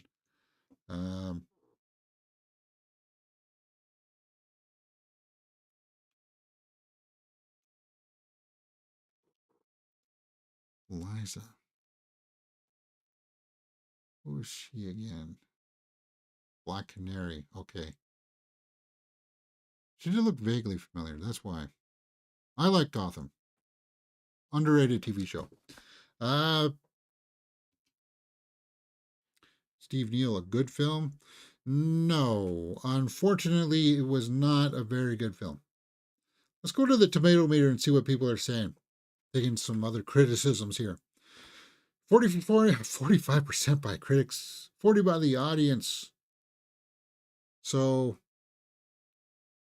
Wendy-eyed UK observer. No underlining meaning, no naughty themes or to unpick for audiences who have come to expect a little more intellectual bite from their vampire flicks. This is pallid and bloodless stuff. This version is assembled seemingly in the dark by the horror journeyman Gary Dauberman, who bypasses the basic tenets of narrative storytelling for lurchy time jumps and distracting formal ticks such as match cuts. Yes, match cuts. Yeah. Basic tenets of narrative storytelling. That's what I was trying to get at during the reaction, is like looking at story pacing and structure, whose arcs are going to get paid off by this conclusion, and kind of the setup to all of that. How was this all laid out? And it wasn't laid out at all, right? So, and we saw that. Did anybody like it? Here. Until you reach the clever drive-in climax. Clever. You found that clever. You won't be surprised by much, but you won't to be bored. You won't to be bored. What? Either. You indeed may find it, as per Mr. King, quite good. The strength of the new Salem's Lot is its basic unreality, and once you accept that, you can enjoy yourself. It had some weak acting. It really did. Audience reviews. This version is terrible compared to the original movie from decades ago. No tension, lackluster acting, and lame effects. I couldn't watch till the end. I was found it annoying. Yeah, child acting is very impressive these days, but from all involved, especially Mark and Danny, very well made with regard to transitions between scenes, camera angles, and choice. So somebody else there liked it. Compared to the original, though, guys, 89 by the critics, only 19 reviews, though. 65 by the audience. So the audience seems to like the original one better.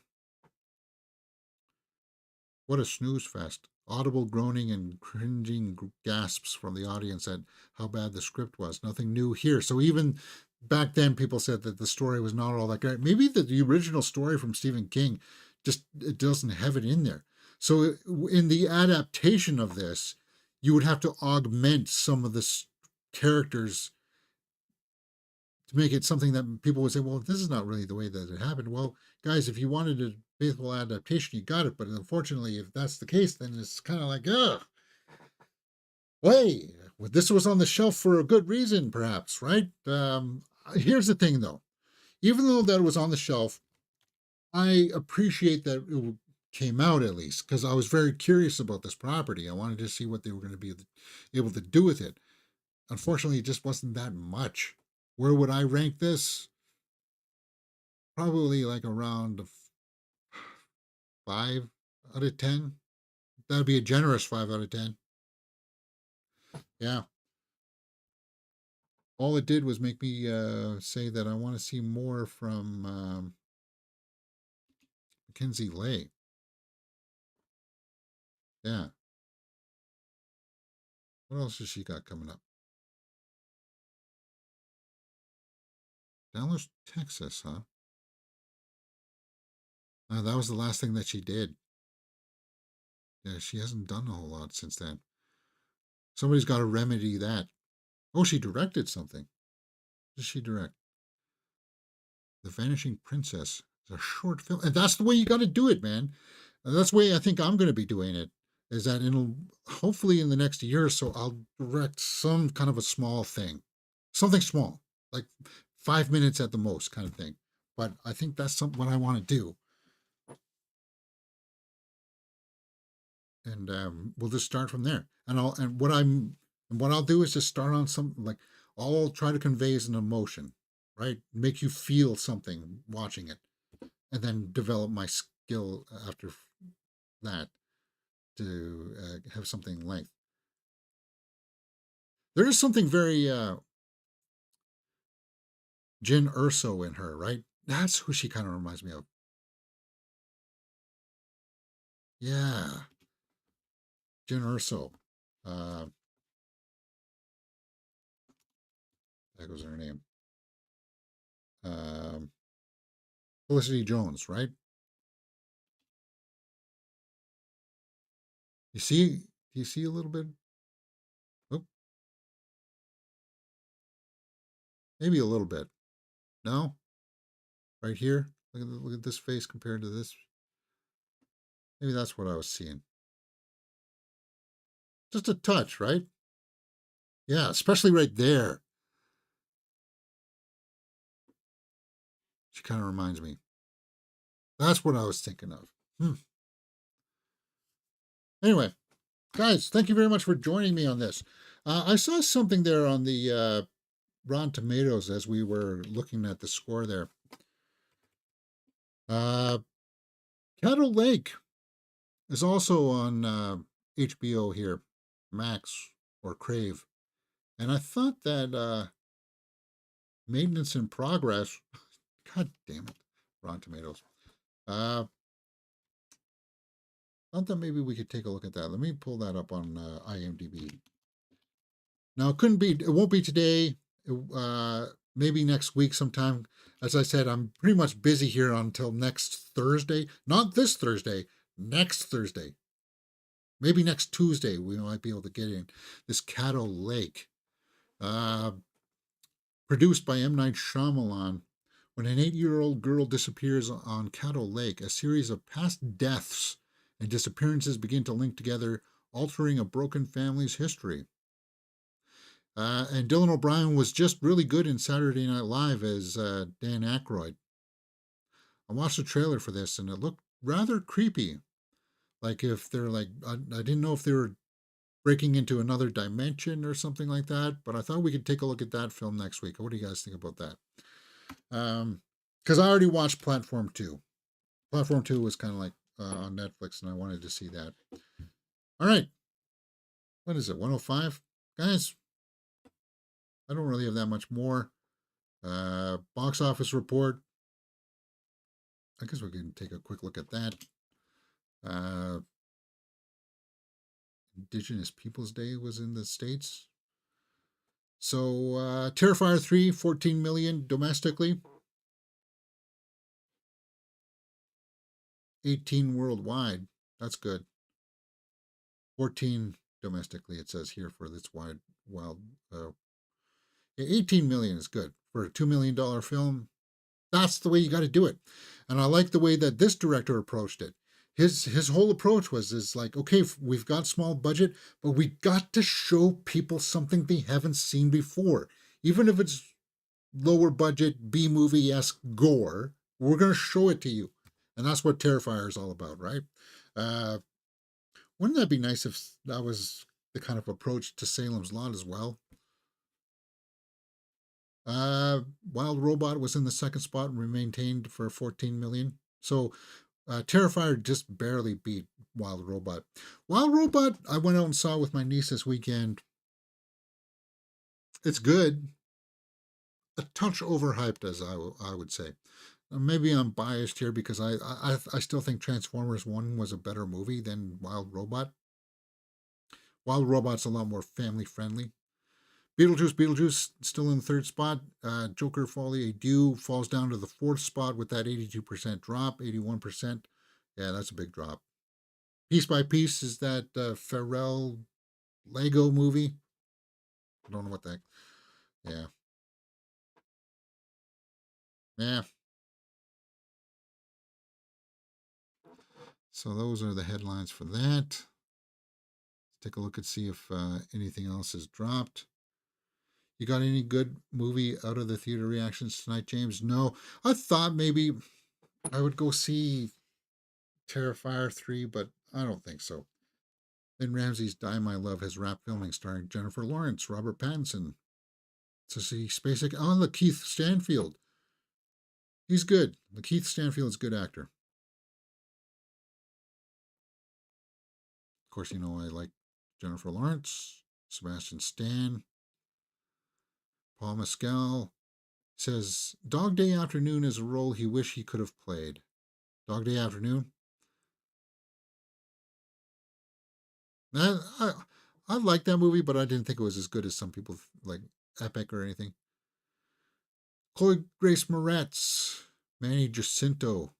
Who was he? He was in Acolyte, right? He was I can't remember his name. Begins filming this month. Love Language.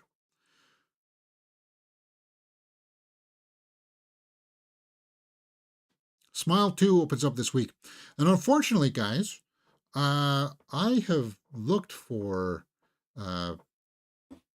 Thursday night screenings for Smile 2 across the board, and they don't seem to be playing it until like later in the evening. Like, you know how there's usually like a 3 o'clock, 4 o'clock screening of Smile 2?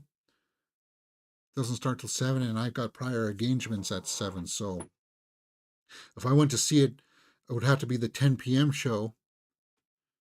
And I'm thinking I might as well just wait till Friday afternoon to see it. So I'll see it at a matinee on Friday, which kind of sucks because I want to see that movie. I hear good things about Smile 2.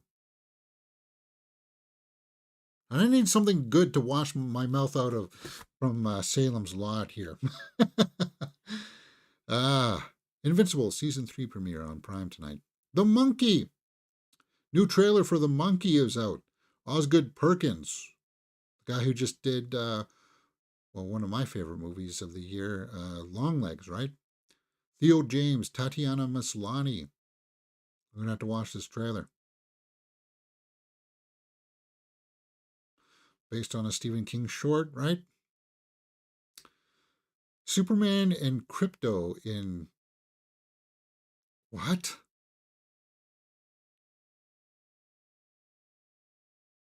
So is this our first shot of Superman? So Crypto is going to be in the Superman movie. This DC reboot.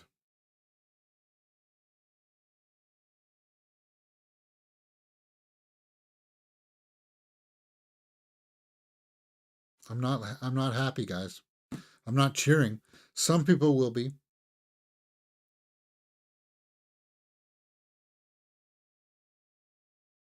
So it's not taken seriously, which is fine.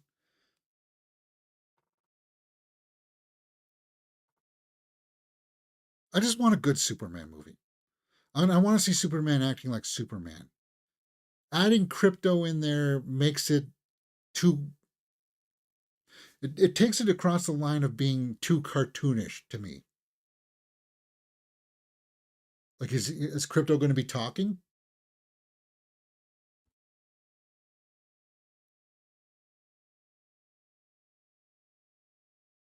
I'm going to keep that up. I might make a short about that.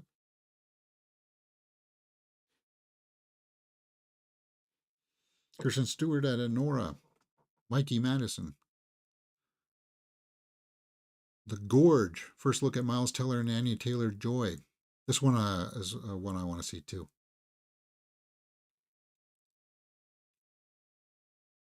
Anya's awesome. The survival thriller follows elite snipers, one American and the other Russian, stationed in separate watchtowers to safeguard the world from a mysterious evil. From director Scott Derrickson, director of the first Doctor Strange.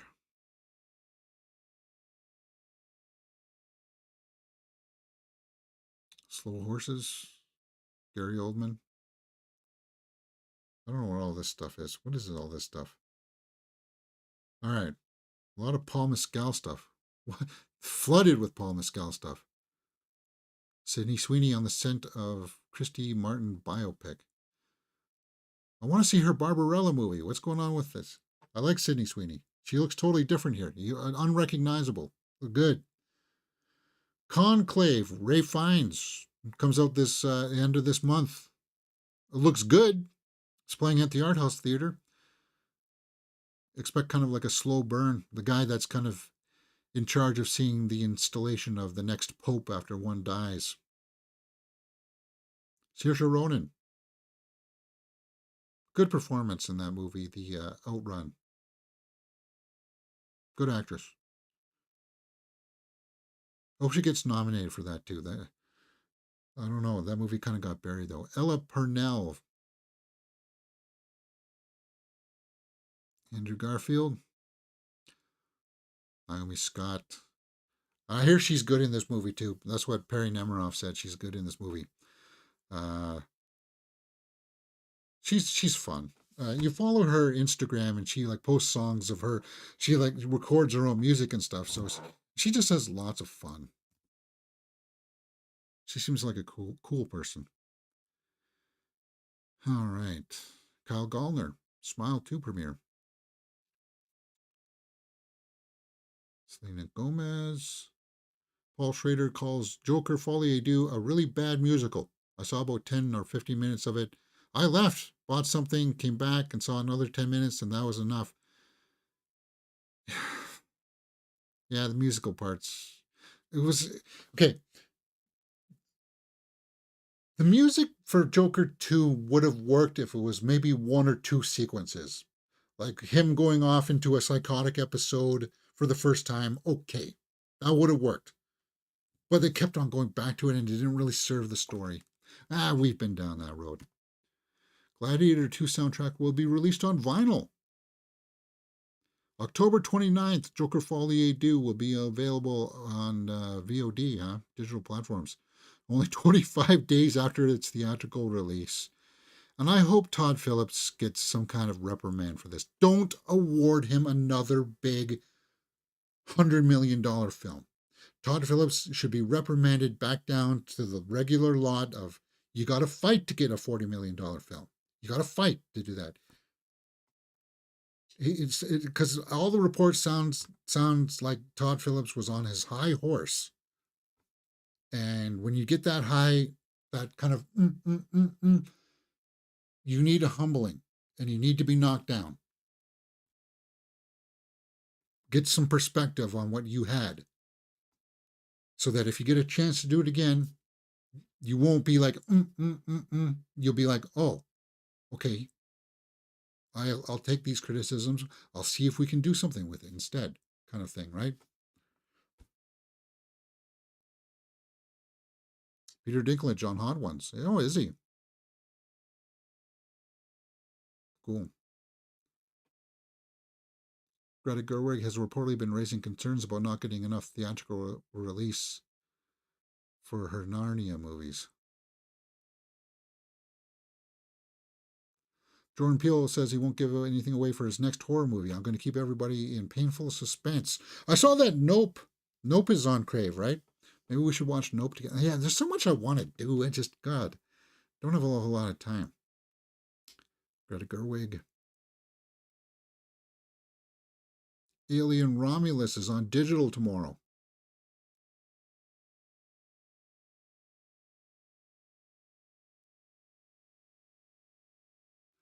Hugh Jackman and Ryan Reynolds are in a mix to be part star ensemble of rotating hosts for the 2025 Oscars. Will Ferrell, Amy Poehler, and Dwayne Johnson has also been approached. John Mulaney. I don't even know who that is. Gabriel LaBelle. All right, guys, I think that's about it for today. Pedro Pascal.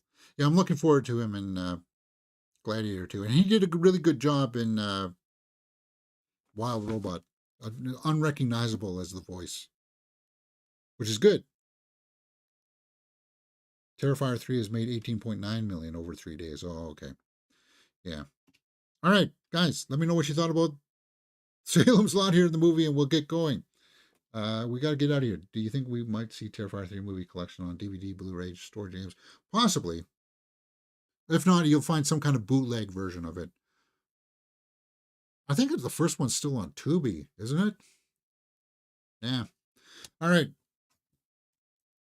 Guys, if you like this kind of stuff, come join us. We're up to episode 4 of The Penguin already. Go. Really good series there. Survivor is up on the channel. We're going to have to talk about Survivor this week. It's going to get pushed to Friday probably, because Thursday, from 8 o'clock in the morning to 10 o'clock at night, Thursday, I'm going to be going hard. So unless I came home at 10 o'clock at night, reacted to Survivor, and then got up at 7 o'clock in the morning on Friday. Oh, God, yeah. It's just one of those weeks, guys. It's just one of those weeks. It's going to be hard to fit everything in, but we will do our best. All right. Thumbs up. See you next time. You're watching Mirror Domains.